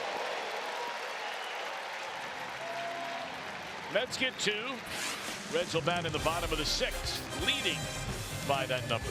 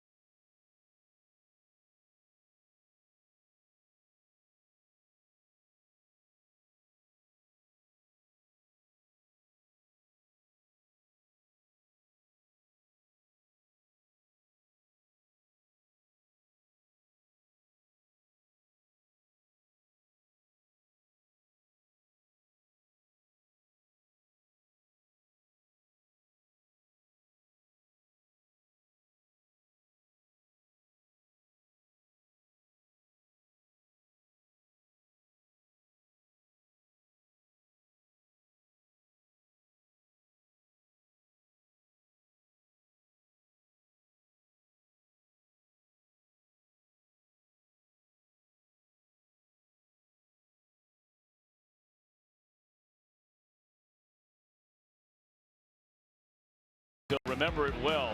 Many of you were watching. I was there announcing May 8, 2001. Randy Johnson joined Roger Clemens and Kerry Wood as the only pitchers to strike out 20 batters in 9 innings of a game. It was just an unbelievable performance. Chris Rietsma was a starter that night for the Reds, and he pitched as well as Johnson in that game.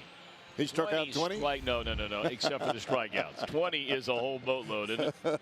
There's no doubt about it. And that's no fault of any team, especially when you're facing a guy like Randy Johnson. When he's on his game, doesn't matter who the hitter is. And of course, that would be the season the Diamondbacks go on to win the World Series in that incredible World Series, that 7-gamer beating the New York Yankees on the heels, of course, of the tragic 9/11 date of 2001 in our country.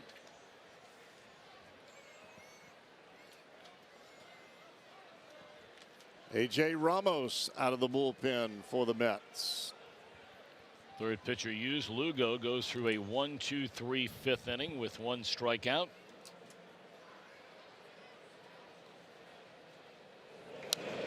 And Adam Duvall to lead things off for the Reds. 0 for 1 has drawn a walk and bounced into a double play. Ramos, the former closer for the Marlins. Closed a few ball games here last year. For the Mets, that is.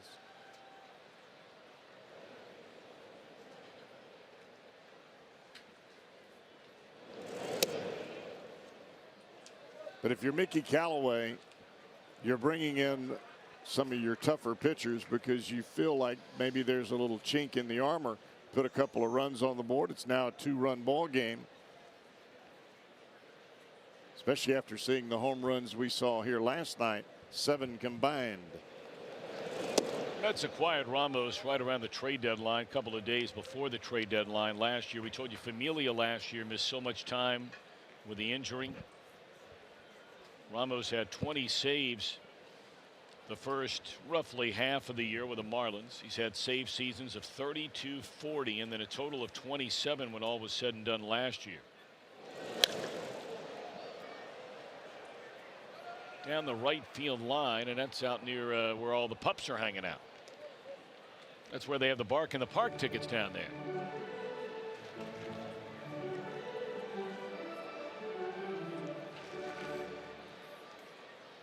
Big dog night.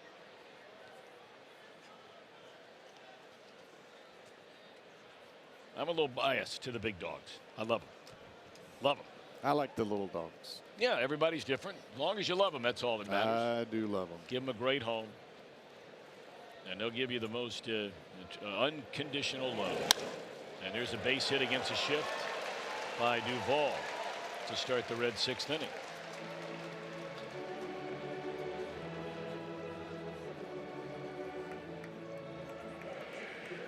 Our Lowe's whole team together, and Duvall would be one of the exceptions of this stat. Of all the teams in Major League Baseball, the most combined hits by players 27 and younger. And that's based on the age at game time tonight. Only the Phillies and the White Sox have more combined hits from players of that age than the Reds do. I think what's fascinating, as this ball's in the air off the bat of Barnhart. I mean, we're not surprised by that because we know the youth of the Reds, and it's a rebuilding franchise, as are the Phillies, as are the White Sox. I think what's really interesting are the next 2 teams on that list being the Cubs and the Dodgers, because those are 2 teams that are bona fide World Series contending teams, and yet so young, or at least getting good production out of youth. Young hitters, veteran pitchers. That's the difference. The Reds are young all the way around. So are the White Sox. And up until the signing of Jake Arrieta, so were the Phillies. Rosell Herrera will come on and bat for Garrett, who goes a third of an inning, a strikeout and 2 walks.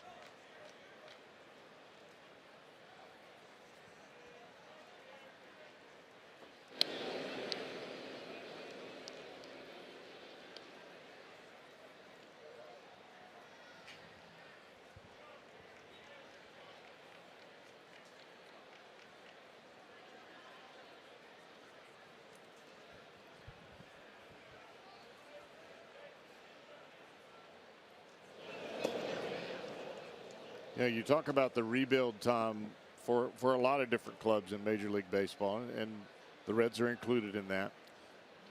What you're looking for is, granted, when they come to the big leagues, there are going to be some issues. Not for everybody, but for the most part, there are going to be some tough times. What you want to see is adjustments and moving in the right direction and confidence, building of confidence at this level. That's the only way that you get better.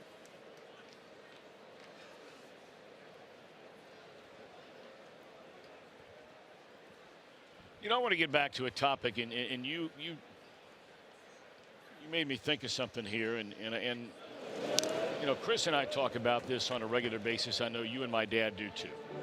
You know, it seems like baseball is so contradictory on certain topics, and one of them has to do with starting pitchers. If I had a nickel for every time I've heard a scout, a broadcaster, a coach, a general manager, the president of baseball operations say, boy, we're really babying these pitchers now. We're not letting them throw 90 pitches in a minor league game. We're taking out of minor league games when guys are working on a perfect game 2 weeks ago. A pitcher had a perfect game with 2 outs to go and was taken out of the game because he hit 100 pitches in the game, right? All right. So if you're not learning to pitch out of jams in the 6th inning of a minor league game, why would anybody believe that maybe we saw a little, I'm not going to call it unraveling. You pick the word you want to use. Why would we be surprised when we see a young pitcher struggle to get through a 6th inning in a major league game with 80 pitches? Not only that, you don't give him the chance to struggle and get through the 6th inning of a major league game. We had a slight epidemic in a couple of years of Tommy John surgeries, and baseball overreacted dramatically as far as their minor league development. That was throughout the game. I believe that the only way that you learn how to pitch, not throw, but pitch at the major league level is to be able to pitch with fatigue in the minor leagues. The way by and large, we're not allowing guys to. We're not allowing guys to do that. The way I look at it, if you do the things that you're supposed to do, as far as your work off the field, leg work, body work, you get into a ball game, you're training yourself to pitch 7 innings. The only way that you're ever going to pitch 5 innings in the big leagues is to pitch 7 innings in the minor leagues. If I tell you, and I've said this a million times, if I tell you as a minor league pitcher, okay, you've got 90 pitches today, you're going to throw the ball as hard as you can, as long as you can, and you're not going to get past the 4th inning. Because the guys that you have in the minor leagues, the 3, 4, and 5 hitters, and some leagues, just the 3 and 4 hitters, they're the best hitters, maybe the #1 hitter. You're going to pitch around those guys. You're going to walk those guys. You're not going to make the pitches for strikes. It's going to escalate your pitch count. You're getting out guys that are hitting 7, 8, and 9. Hooked into right field, a base hit. And a single for Billy Hamilton keeps the inning alive for Jose Peraza.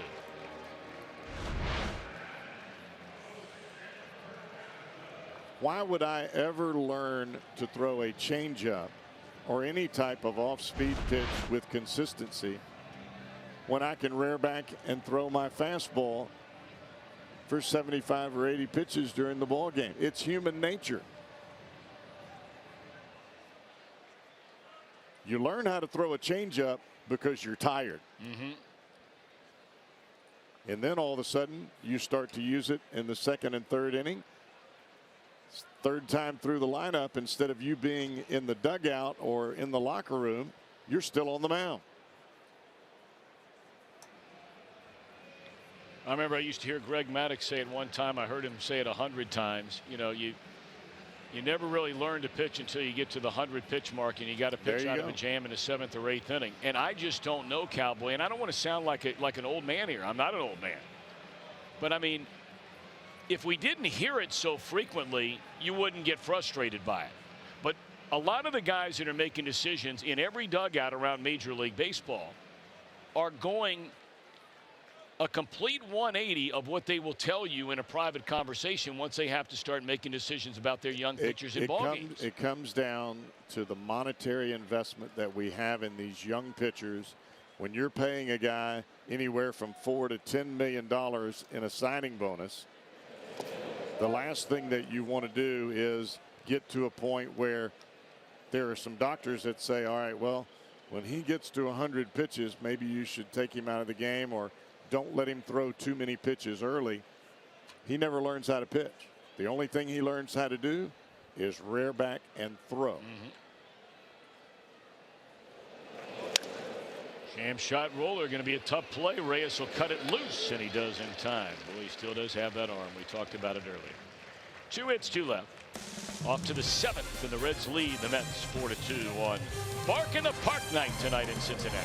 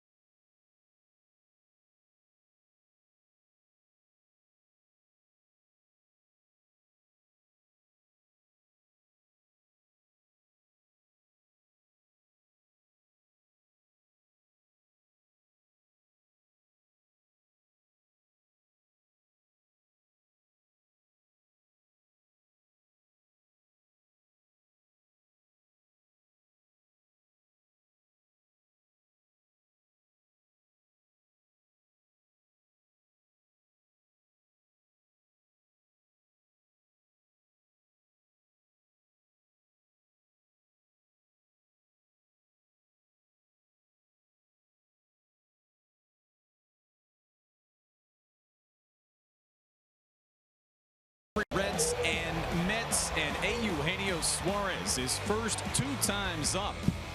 Money for the Redlegs. Drives in the first 3 runs of the game. Joey Votto scoring run number 3, but that story was almost secondary to what Luis Castillo did on the mound here tonight, continuing to look more and more like the pitcher he was a season ago. Almost, well, perfect really through 5, and then 5 2/3 he had some trouble. Wilmer Flores gets the Mets on the board with that home run, but Garrett finishes 1 walk, 7 punchouts. Castillo rather 5 2/3 on the night. 4-2 Redlegs.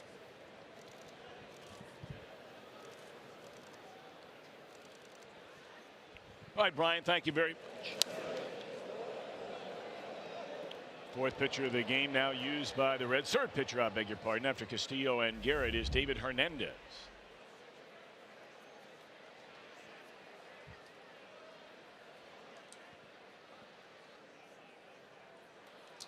One ball and 1 strike. Your impressions of the way David Hernandez has thrown the ball since coming off the disabled list? I think he's thrown the ball well. He's got that 2-seam fastball that he throws inside to left-handers, and he's able to follow it with a breaking ball on the inside part of the plate. That has helped him dramatically in his numbers. He's always been able to get right-handed hitters out. Well, nice way to get it started. Here comes Jose Reyes. And Brian, you're able to share a story about Reyes and Billy Hamilton. Yeah, it's interesting. You asked Billy Hamilton his favorite players that he watched and admired coming up. It was Derek Jeter and this guy, Jose Reyes. And so last year when the Mets were in town, Hamilton asked Reyes for a signed bat, which he got. And this week, as the Mets came back to town, Billy returned the favor and sent this signed bat over to the Mets clubhouse to Reyes. You saw it said in part, "To my favorite player, you inspire me to be the best that I can." And you guys already talked about Reyes and his career. Leads all active players with more than 500 stolen bases plus 2,000 hits to boot. And Billy Hamilton glad to see Reyes in town here this week. It's great stuff right there, Brian. You know, there was a stretch there with the Mets where Reyes was the single most exciting player in the game. He had batting averages, you know, in the 270s, 300, 280, 297. On base percentage of 386, 487 one year when he was a bona fide candidate for the MVP in 06. 421, 475. Another year where he had, seasons of nearly 40 doubles. He had 17, 17, 12, and 19 triples in consecutive years. He was hitting 12, 15, 19 home runs, knocking in anywhere from 55 to 81 runs. He could do it all. He could do it all. Boy, was he fun to watch. Stealing. He led the league in stolen bases 3 years in a row. Hamilton coming to get it, and he's just a little bit short. But he knocks the ball down to keep it in front of him. And Flores, after a home run, now with a bloop single. Hit it right off the end of the bat.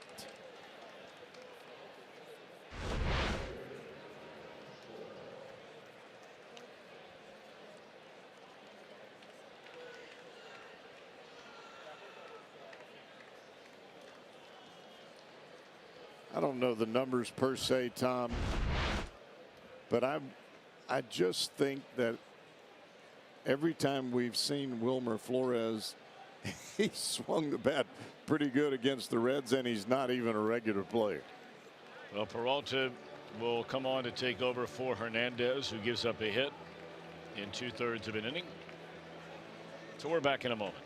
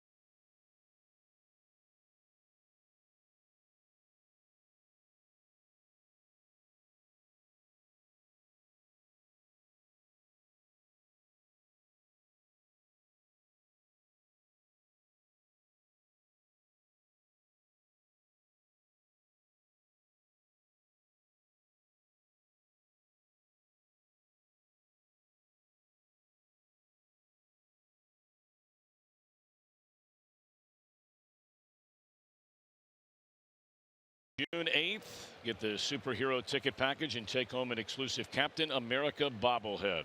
Log on to Reds.com to look into the entire ticket package. Wandy Peralta takes over on the mound. 2 outs, runner at first, leads by 2. And he'll face a left-handed batting Conforto and misses ball 1. Now, Peralta's been very tough to hit this year, but you see the numbers, a staggering 14 walks. Well, you can't afford to walk Conforto here. You've got to make him swing the bat. You've got a right-handed hitter in Cabrera on deck, and then Cespedes. This is the batter you are required to get out. 1 ball and 1 strike.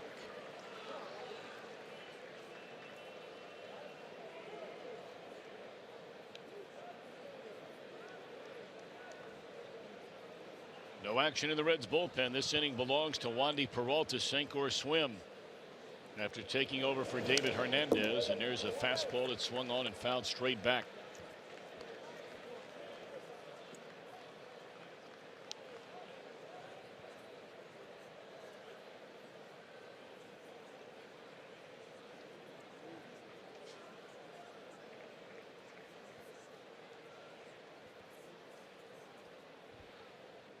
Now trying to put him away, and does so. Strike 3, and that'll end the inning. Well done by Peralta. Reds will bat in the bottom of the 7th as they stand and stretch in Cincinnati. Reds lead by 2.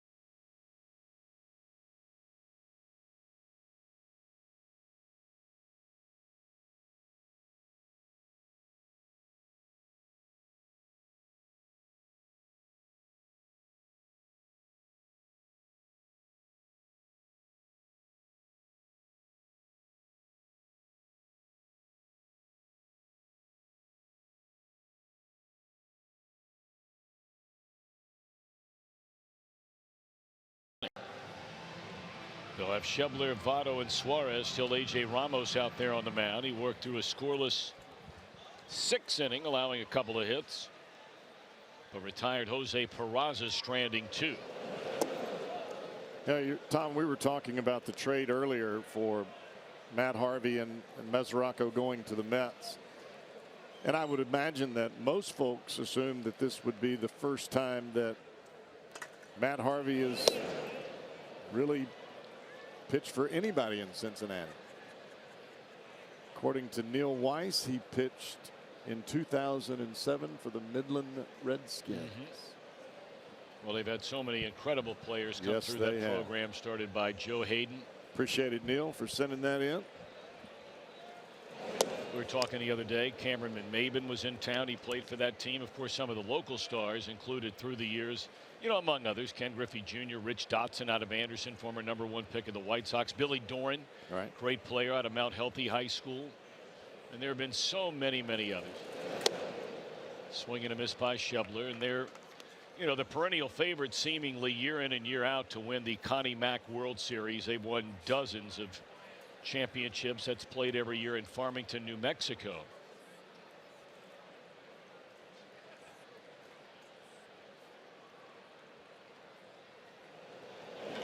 That ball is pulled down the right field line towards the corner and up against the wall for Schebler. This will be at least 2, and he'll stop right there with a leadoff double.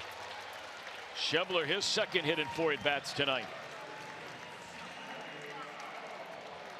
When you get deep in the count, you want a breaking ball to start on the plate and get off. This one starts on the plate and stays in the middle of the plate. Result, well, you're looking at it.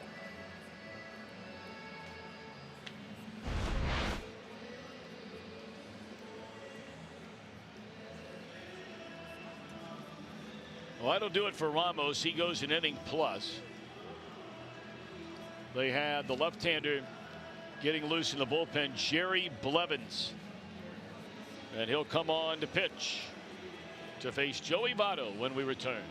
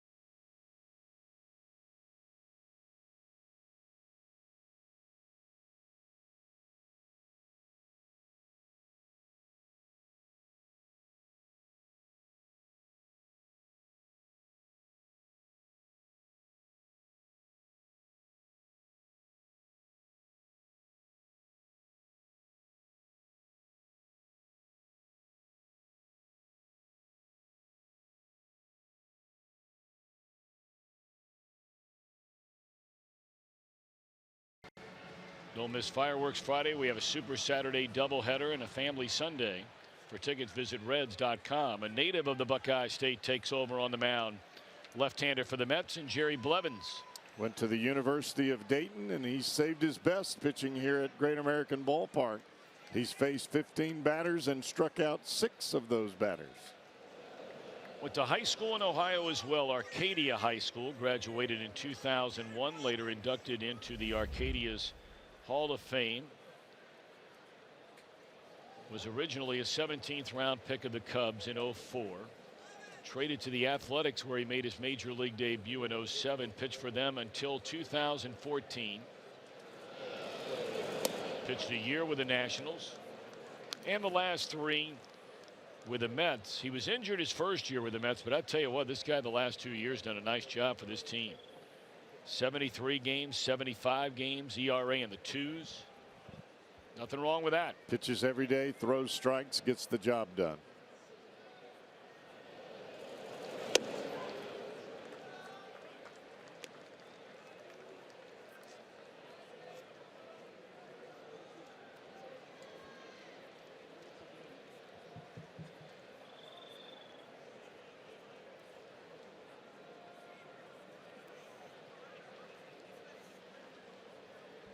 Two balls and no strikes. A count on Votto.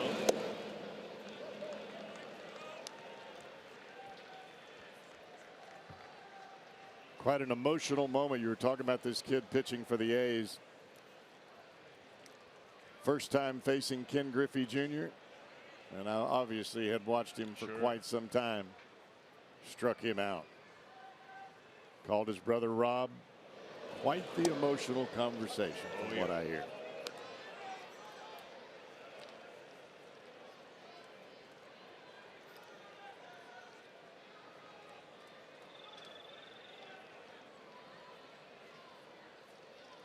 Votto just 7 hits and 38 at bats so far this year against left-handed pitching.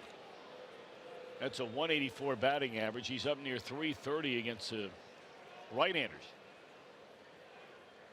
Now we know those numbers will start to rise against the lefties. 3-1 pitch.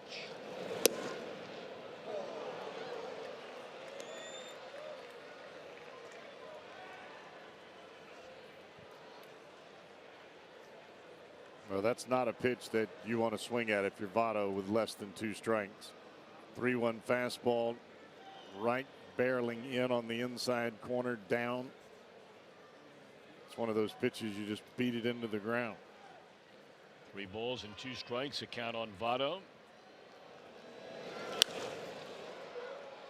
And I would imagine we're going to see Blevins for 1 batter and then see another pitching change.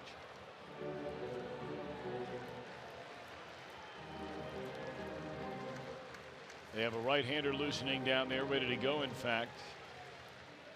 Hansel Robles. He's up and ready to go.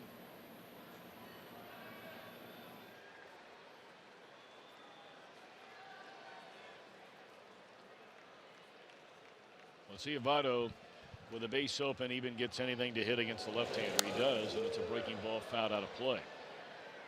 Seen so many times through the years where a team in this kind of situation with a base open will bring in a left-hander to face Votto, and they end up walking him. You could have kept your right-hander in the game, just sent him to first base, and not had to make yet another call to the bullpen. I mean, you can understand why teams bring the lefty in, but most of them that come into the game seem scared to death to pitch to him.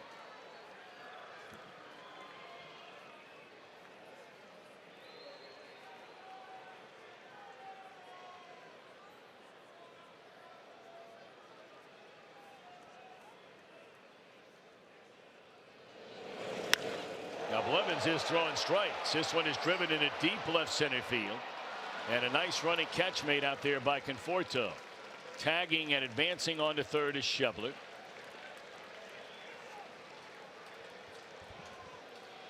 And here comes Mickey Callaway once again. Votto hits this one on the nose. He just gets it a bit high into the air. But a nice bit of base running by young Scott Schebler. He realizes the ball is going into the gap. The outfielder is running away from him. An easy tag and an easy move on to third base. So Blevins does his job, retiring the only batter he faces. Robles will take over when we come back.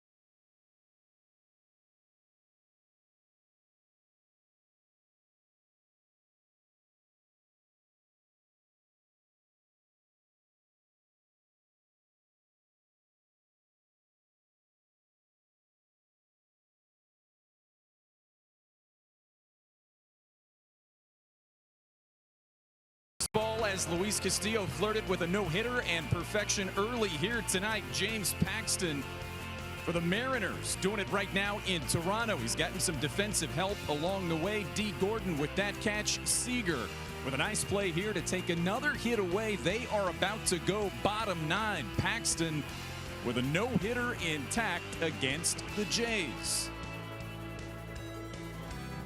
All right, Brian, thank you very much for that. We'll try to keep you updated on what goes on in that bottom of the 9th inning. Right now, the Reds have a runner at third with 2 outs. Robles takes over on the mound. 1 out, I beg your pardon. Forgive me, the infield is in. And the RBI machine on this homestand, and again here tonight, is the batter. If you look at the numbers on Robles, very good strikeout to walk ratio. 15 strikeouts, 2 walks.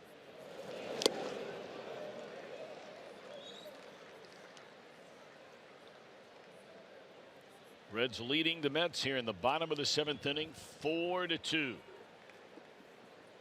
This is one of those spots for a pitcher where you're trying to go down and away to keep the hitter from being able to drive the ball.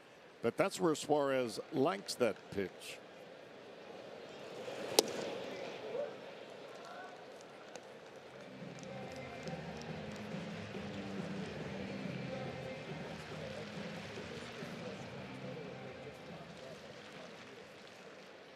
Two balls and a strike to Suarez. 3 more RBIs tonight, giving him 14 over the 7+ games of this homestand. Tonight being the 8th, and he started every one of them. 2-2.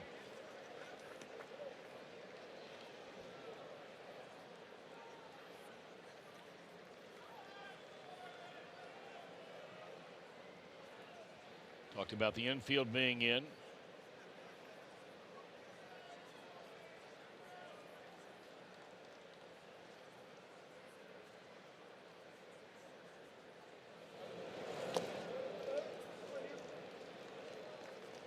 Almost threw that to the backstop.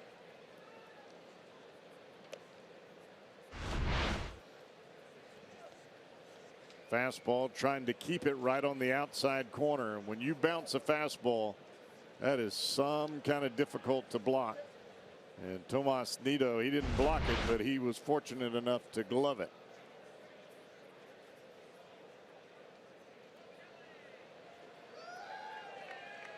Three balls and 2 strikes on Suarez. And in the air, short left. This will fall in a hit. No way Cespedes is getting to that.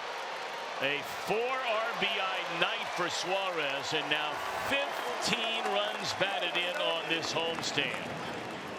Holy mackerel.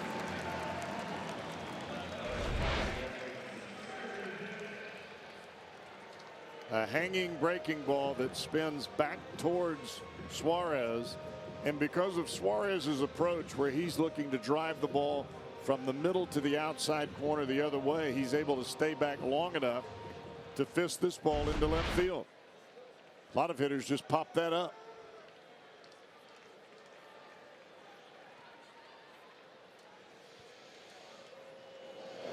And that is hammered to right by Jeanette. Is it fair? Fair ball, home run.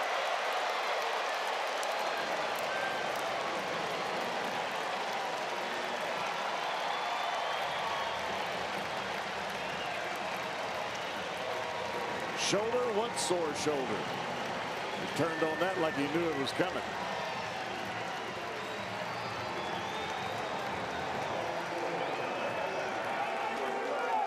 And that makes it a 7-2 ball game.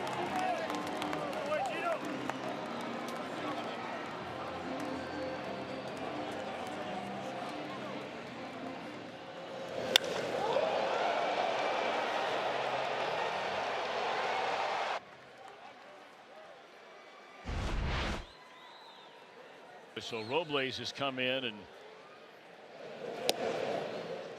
he has just thrown gas on the fire. Allowed a run-scoring single, albeit a bloop single, to Eugenio Suarez, and on the very first pitch to Jeanette, a laser into right field, a 2-run homer. 1 ball, 1 strike on Adam Duvall. So Scooter a couple of home runs now since coming back from being bothered with the shoulder injury that kept him out for a handful of days.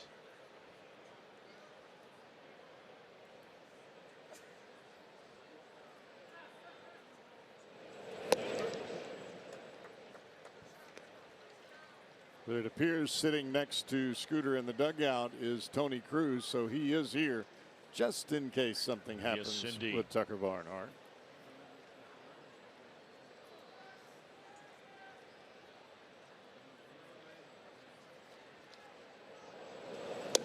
Eugenio Suarez with 4 runs batted in tonight is now among the top 6, 7 in the National League. And bear in mind, he missed 2.5, nearly 3 full weeks of games. All the rest of these guys have been playing every day. Javier Baez, a league leader with 32. But then you got A.J. Pollock out in Arizona, Bryce Harper, Cespedes has 27. Those guys make up the top 4. And now Suarez knocking on that door at 25.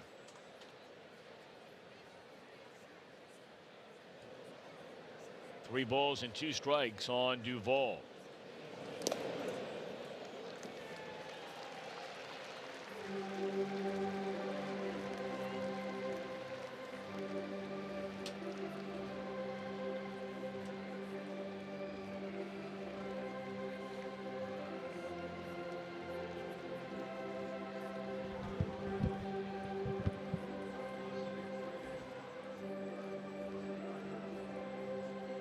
Well, it tells you a little bit about the danger of Suarez facing left-handed pitching, for any pitching for that matter right now, but left-handed pitching in particular, because you bring Blevins out of the bullpen to get Votto. You don't have another left-hander warming up. You're bringing in Hansel Robles to get Suarez, thinking, well, he'll get Jeanette. He didn't get either one of them. That's the benefit of having Suarez in between Votto and Jeanette.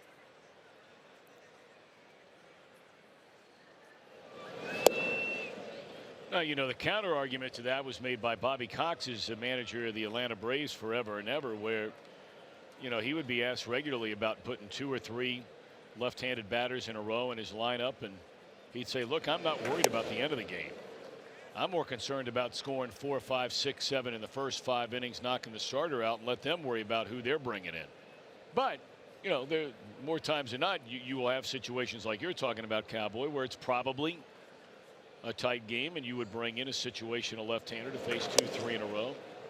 Well, although I think we're getting to a place now in baseball where situational left-handers are so far and few between, good ones anyway, that people are just putting in left-handers to put in left-handers. Well, Bobby was managing in a day where starters actually pitched deeper into the ball game. Sinking liner to right, the base hit by Tucker Barnhart. So the Reds just keep piling up base runners. That's the 5th in this inning. So no matter what Robles throws up there, it's getting put in play 3 times anyway now, and he's also walked about it. And now Herrera will bat with 1 out. Peralta, I beg your pardon.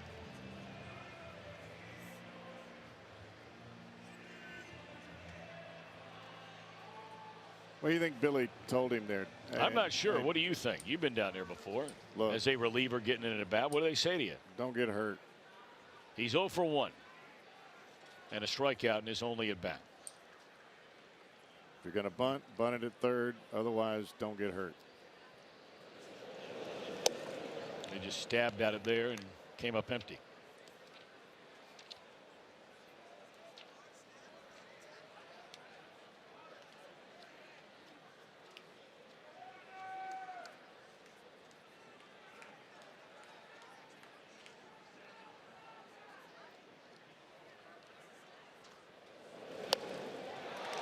And he puts down the bunt, and he'll get the sacrifice. How about that for Wandy Peralta? Well done. Well, we see starting pitchers all over baseball that can't put down a sacrifice. And Wandy Perfect execution. Bunts it right off the end of the bat. Deadens the baseball. Bunts it down the third baseline. Even though the catcher comes to get it, it's such a slow rolling bunt. No real play for Nito anywhere except for first base. Not sure what happened to the pitcher out there on the mound, but the medical staff for the Mets coming out there to have a look at Robles. I don't know if he hurt himself coming off the mound or whether he went down to avoid the throw hitting him. It looked like he twisted his knee as the bunt went down. He broke towards third base, and when he did, or third base line, I should say, and when he did, it looked like that knee buckled just for a second.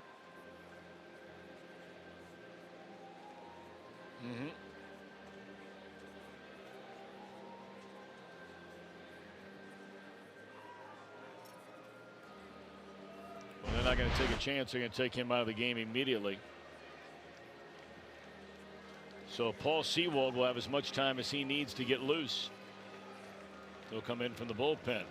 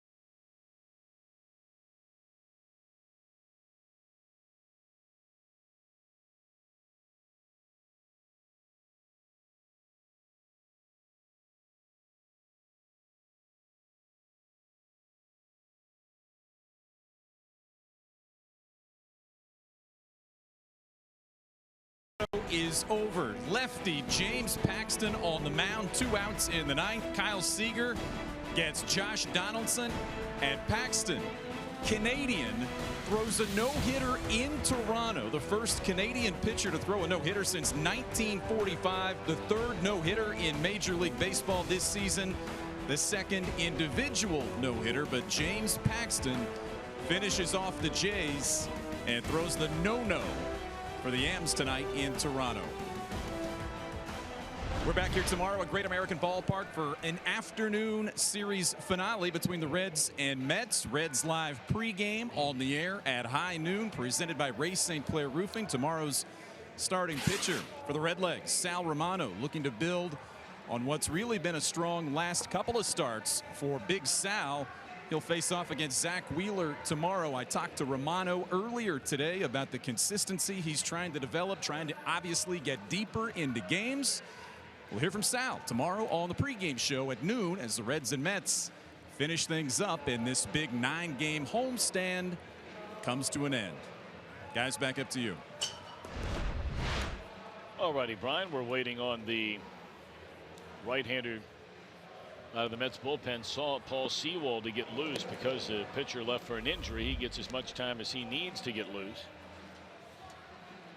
Well, we were sitting in the 6th inning in this game an hour and 10 minutes ago. In the 6th inning, we are in the bottom of the 7th, and we have had so many pitching changes. They've gone from Lugo to Ramos to Blevins to Robles to Sewald, all in less than 2 2/3 innings. Saw Sewald here last night. He got the win. came in behind P.J. Conlon.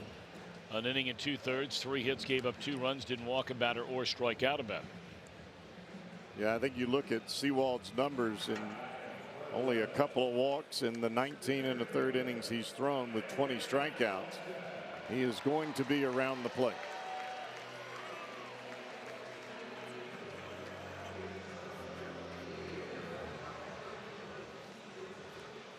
All right, so Billy Hamilton will bat with runners at second and third. And 2 away in the inning. Hamilton 1 for 3, has struck out, bounced to third, and singled into right. He could bunt the ball down the first base line right here and walk to first.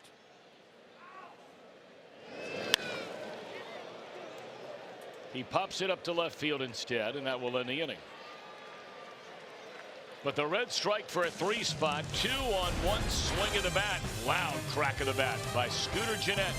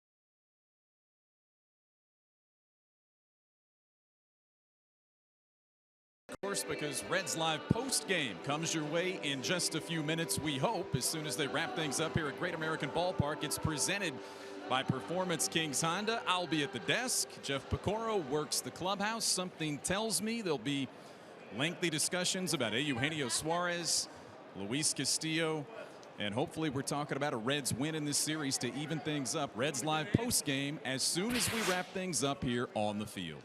All right, Brian, again, having you great having you with us down in the Reds dugout these last couple of days, and one more time tomorrow.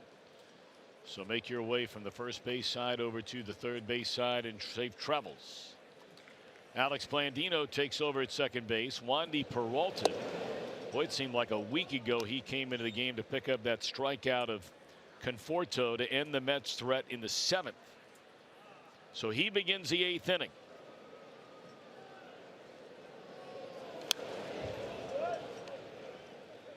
Mets have stranded 5 base runners in the game. They have just 4 base hits. 3 of those came against the starter, Luis Castillo. Amir Garrett came in, walked in 2 batters. One of them brought home a run, but got a strikeout to leave the bases loaded in the Mets' 6th. 2-1 on Cabrera. Base hit right field. Well, what a good year he's having. 2 more hits tonight. Pretty sweet way to exit the ball game for Scooter Gennett. He hits a rocket out of here for a 2-run jack. Now he can just cool his heels.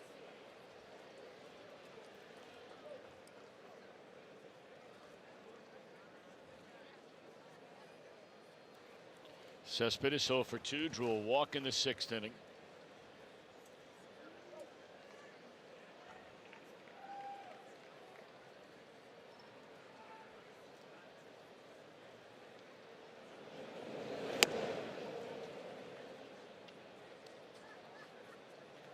Cespedes is 32 years old, was born in Cuba. It seems like he's been around forever. This is only his 7th major league season. Broke in with Oakland in 2012. Had some big years. Wound up being traded to Oakland in that 2014 season so he could play in the postseason that year. Then went to Detroit. Was traded to the Mets. And boy, what an incredible 57-game run he had for the Mets, leading that team to the World Series. I'm not sure there have been a dozen players that have had a better 50-game stretch as a starter. Played in 57, 50 as a starter, than Cespedes had in 15 when they brought him from Detroit to the Mets. He hit .287, but in 57 games, 17 home runs, 14 doubles, and knocked in 44 runs. Well, they had a phenomenal pitching staff, a little bit shy on the offensive side, and he just said, "Get on my back, boys. Here we go." It's been a Met ever since. 3-1 the count on Cespedes.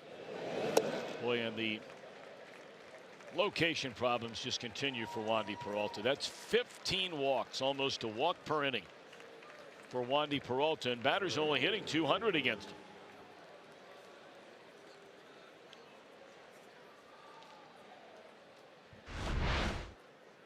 Slider down and in.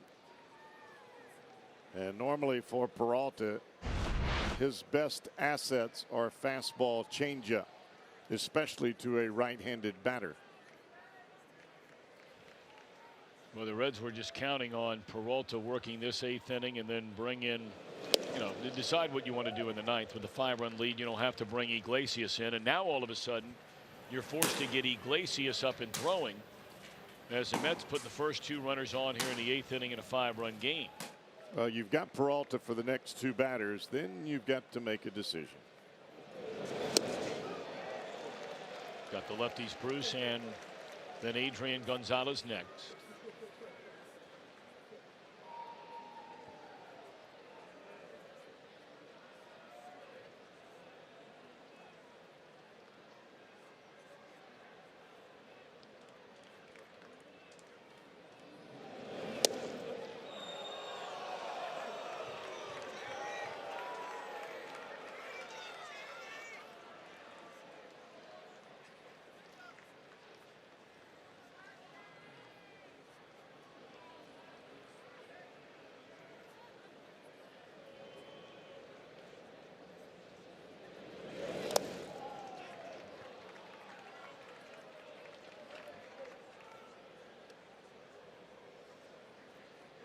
Peralta, to me, looks like he's just cutting himself off.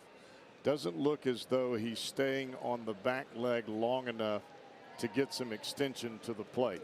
He'll do it every once in a while, but for the most part, he looks like he's stabbing that front foot in the ground and just cutting everything off.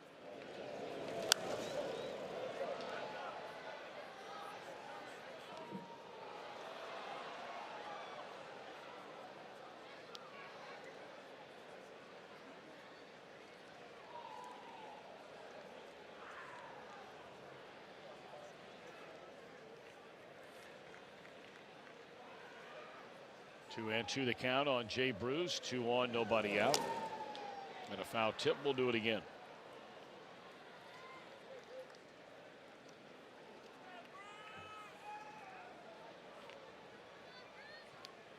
Jay tonight 0 for 2 is fouled out to third, struck out, and then he drew a walk from Amir Garrett. He was the first batter that Garrett faced, taking over for Castillo in the 6th inning.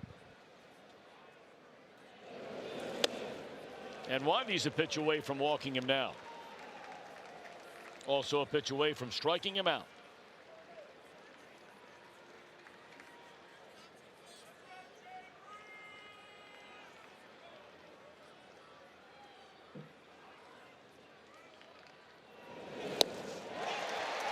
And it's the latter rather than the former. Second strikeout for Peralta since coming on.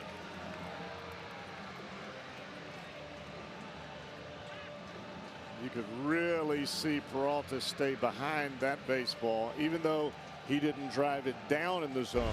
Stayed on the back leg a little bit longer, allowing him to stay closed on the front side, and he got some serious delivery with that pitch.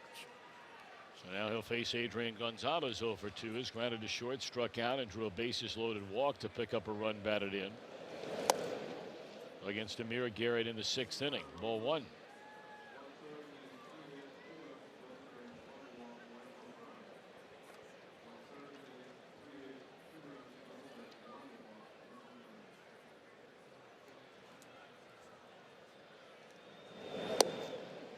Peralta is so used to facing right-handed batters, fastball, changeup to his glove side, which would be, or to his arm side, which would be the first base side. When he goes away from lefties, it's almost as though he has to force it in that direction rather than driving it in that direction.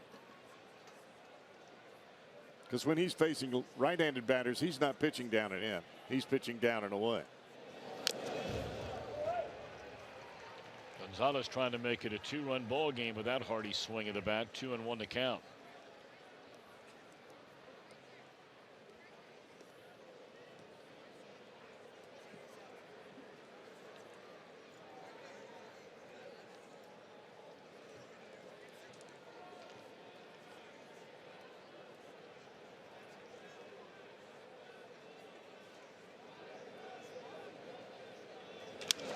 Back up through the middle.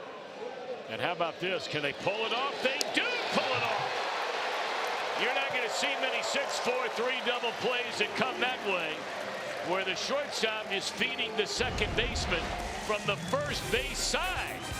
How about that?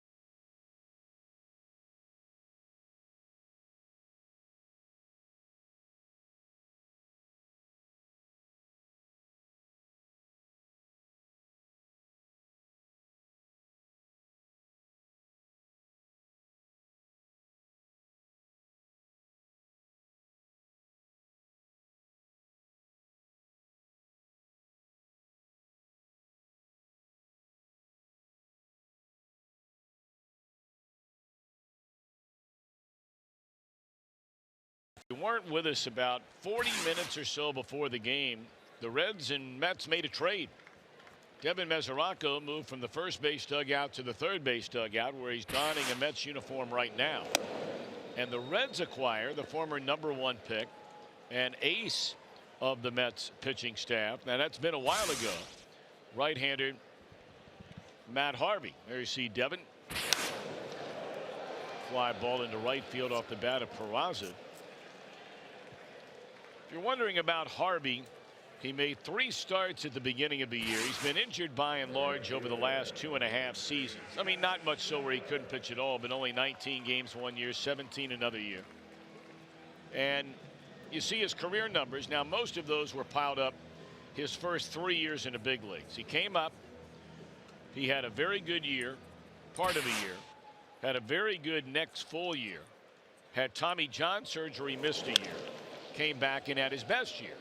But since then, he's been bothered with a condition on the right side of his body, a thoracic condition, and so he's not nearly been the same pitcher that he was when he first came up. But the Reds are hoping at 29 that he can find a way to get it together. The season had not started well for him this year. He made 4 starts. They sent him in the bullpen. He was really unhappy. They wanted him to go to the minor leagues. He said no, so they just cut him. As you move along in your career, whether you're 25, whether you're 35, it's all about adjustments. You have to be receptive to change in order to get better. Cabrera will throw out Votto. Hitless night for Joey tonight, though on base twice.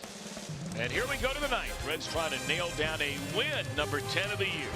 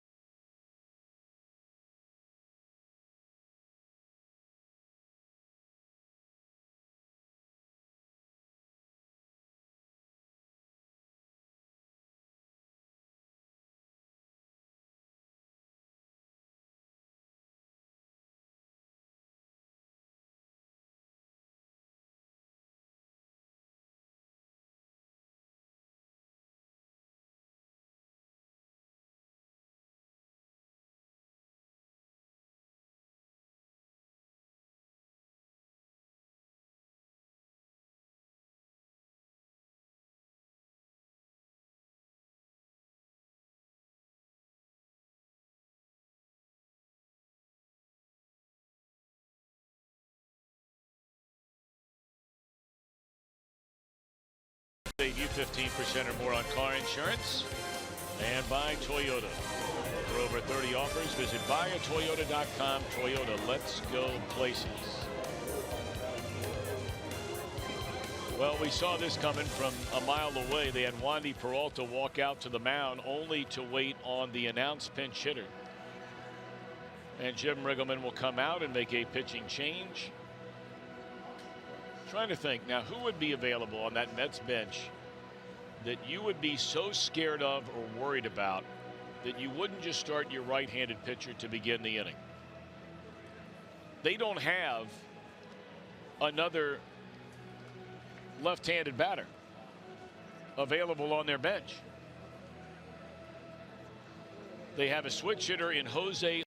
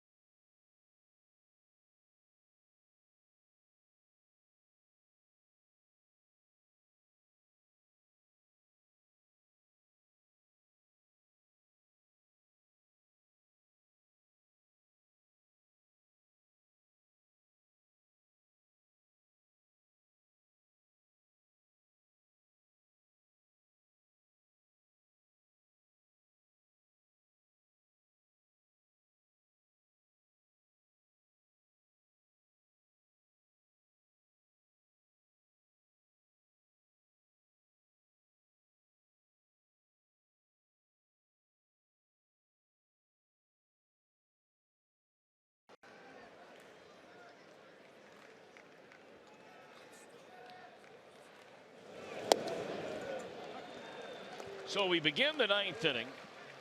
Austin Bryce, what a nice job this young man has done in a Reds uniform so far this year. 20 strikeouts in 19 innings, league batting .232 against him. Don't be fooled by that earned run average. Relievers that have 19 innings, they can have one bad game, and that ERA can blow up. There's a base hit by Juan Lagares, a pinch hitter.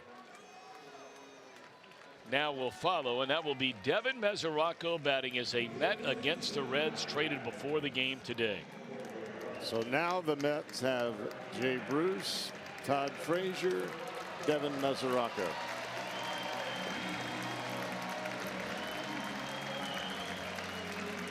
Nice hand for Mesoraco. That's awfully good. Reds fans, they know. They know everything this young man went through since that All-Star season in 2014. Had 25 home runs. Drove in 80. Some may remember both of those for bests among all major league catchers that year. The Reds rewarded him with a 4-year contract, and over the next 3 years he barely got on the field. Surgeries to both hips, shoulder surgery.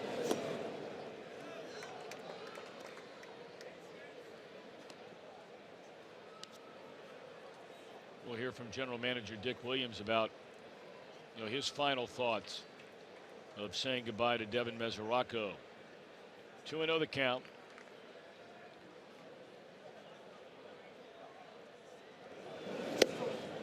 Fastball in there, strike.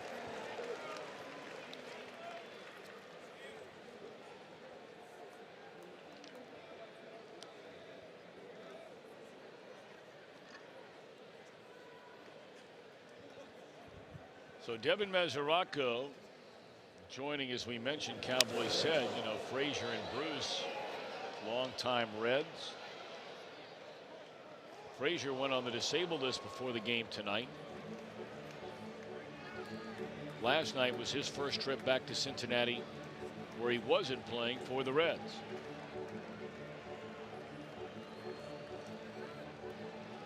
He'll keep him entertained in that dugout, though.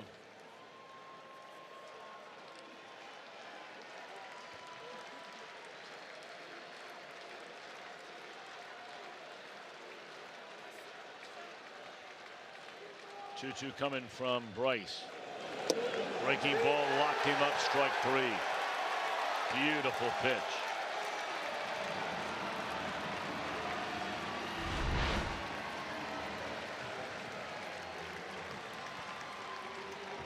You could see the body of Devin Mesoraco going back towards the third base dugout.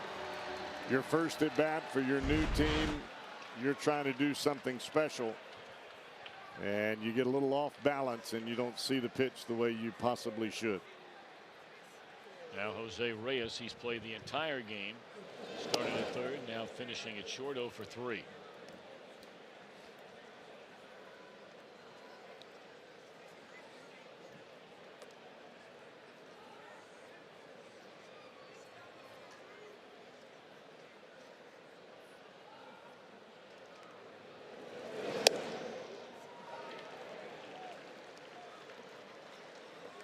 They're already in the 7th inning in Chicago. 3-3 game, Marlins and the Cubs. Of course, all these games started an hour plus later than we did tonight.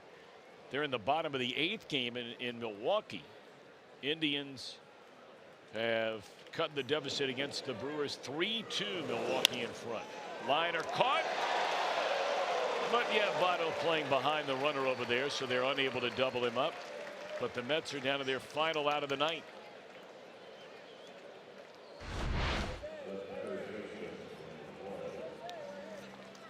The Reds are an out away from joining the double-digit wins column, and believe me when I tell you, for 3 teams in baseball, they being Baltimore, the Chicago White Sox, and the Reds, the only 3 teams going into play tonight that have not won 10 games on the year.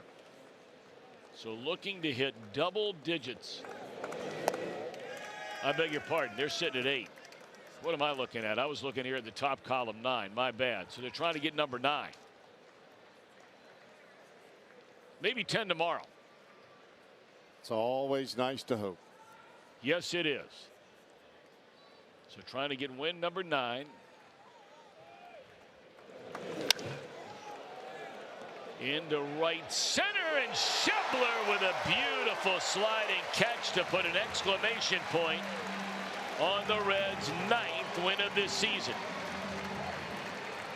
Boy, outstanding relief pitching tonight. Garrett a little wild, but Hernandez, Peralta, and Bryce behind him, and the Reds win. Final count of 7-2.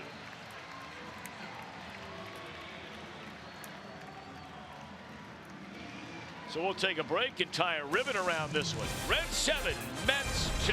Castillo, the winner, is 2nd of the year.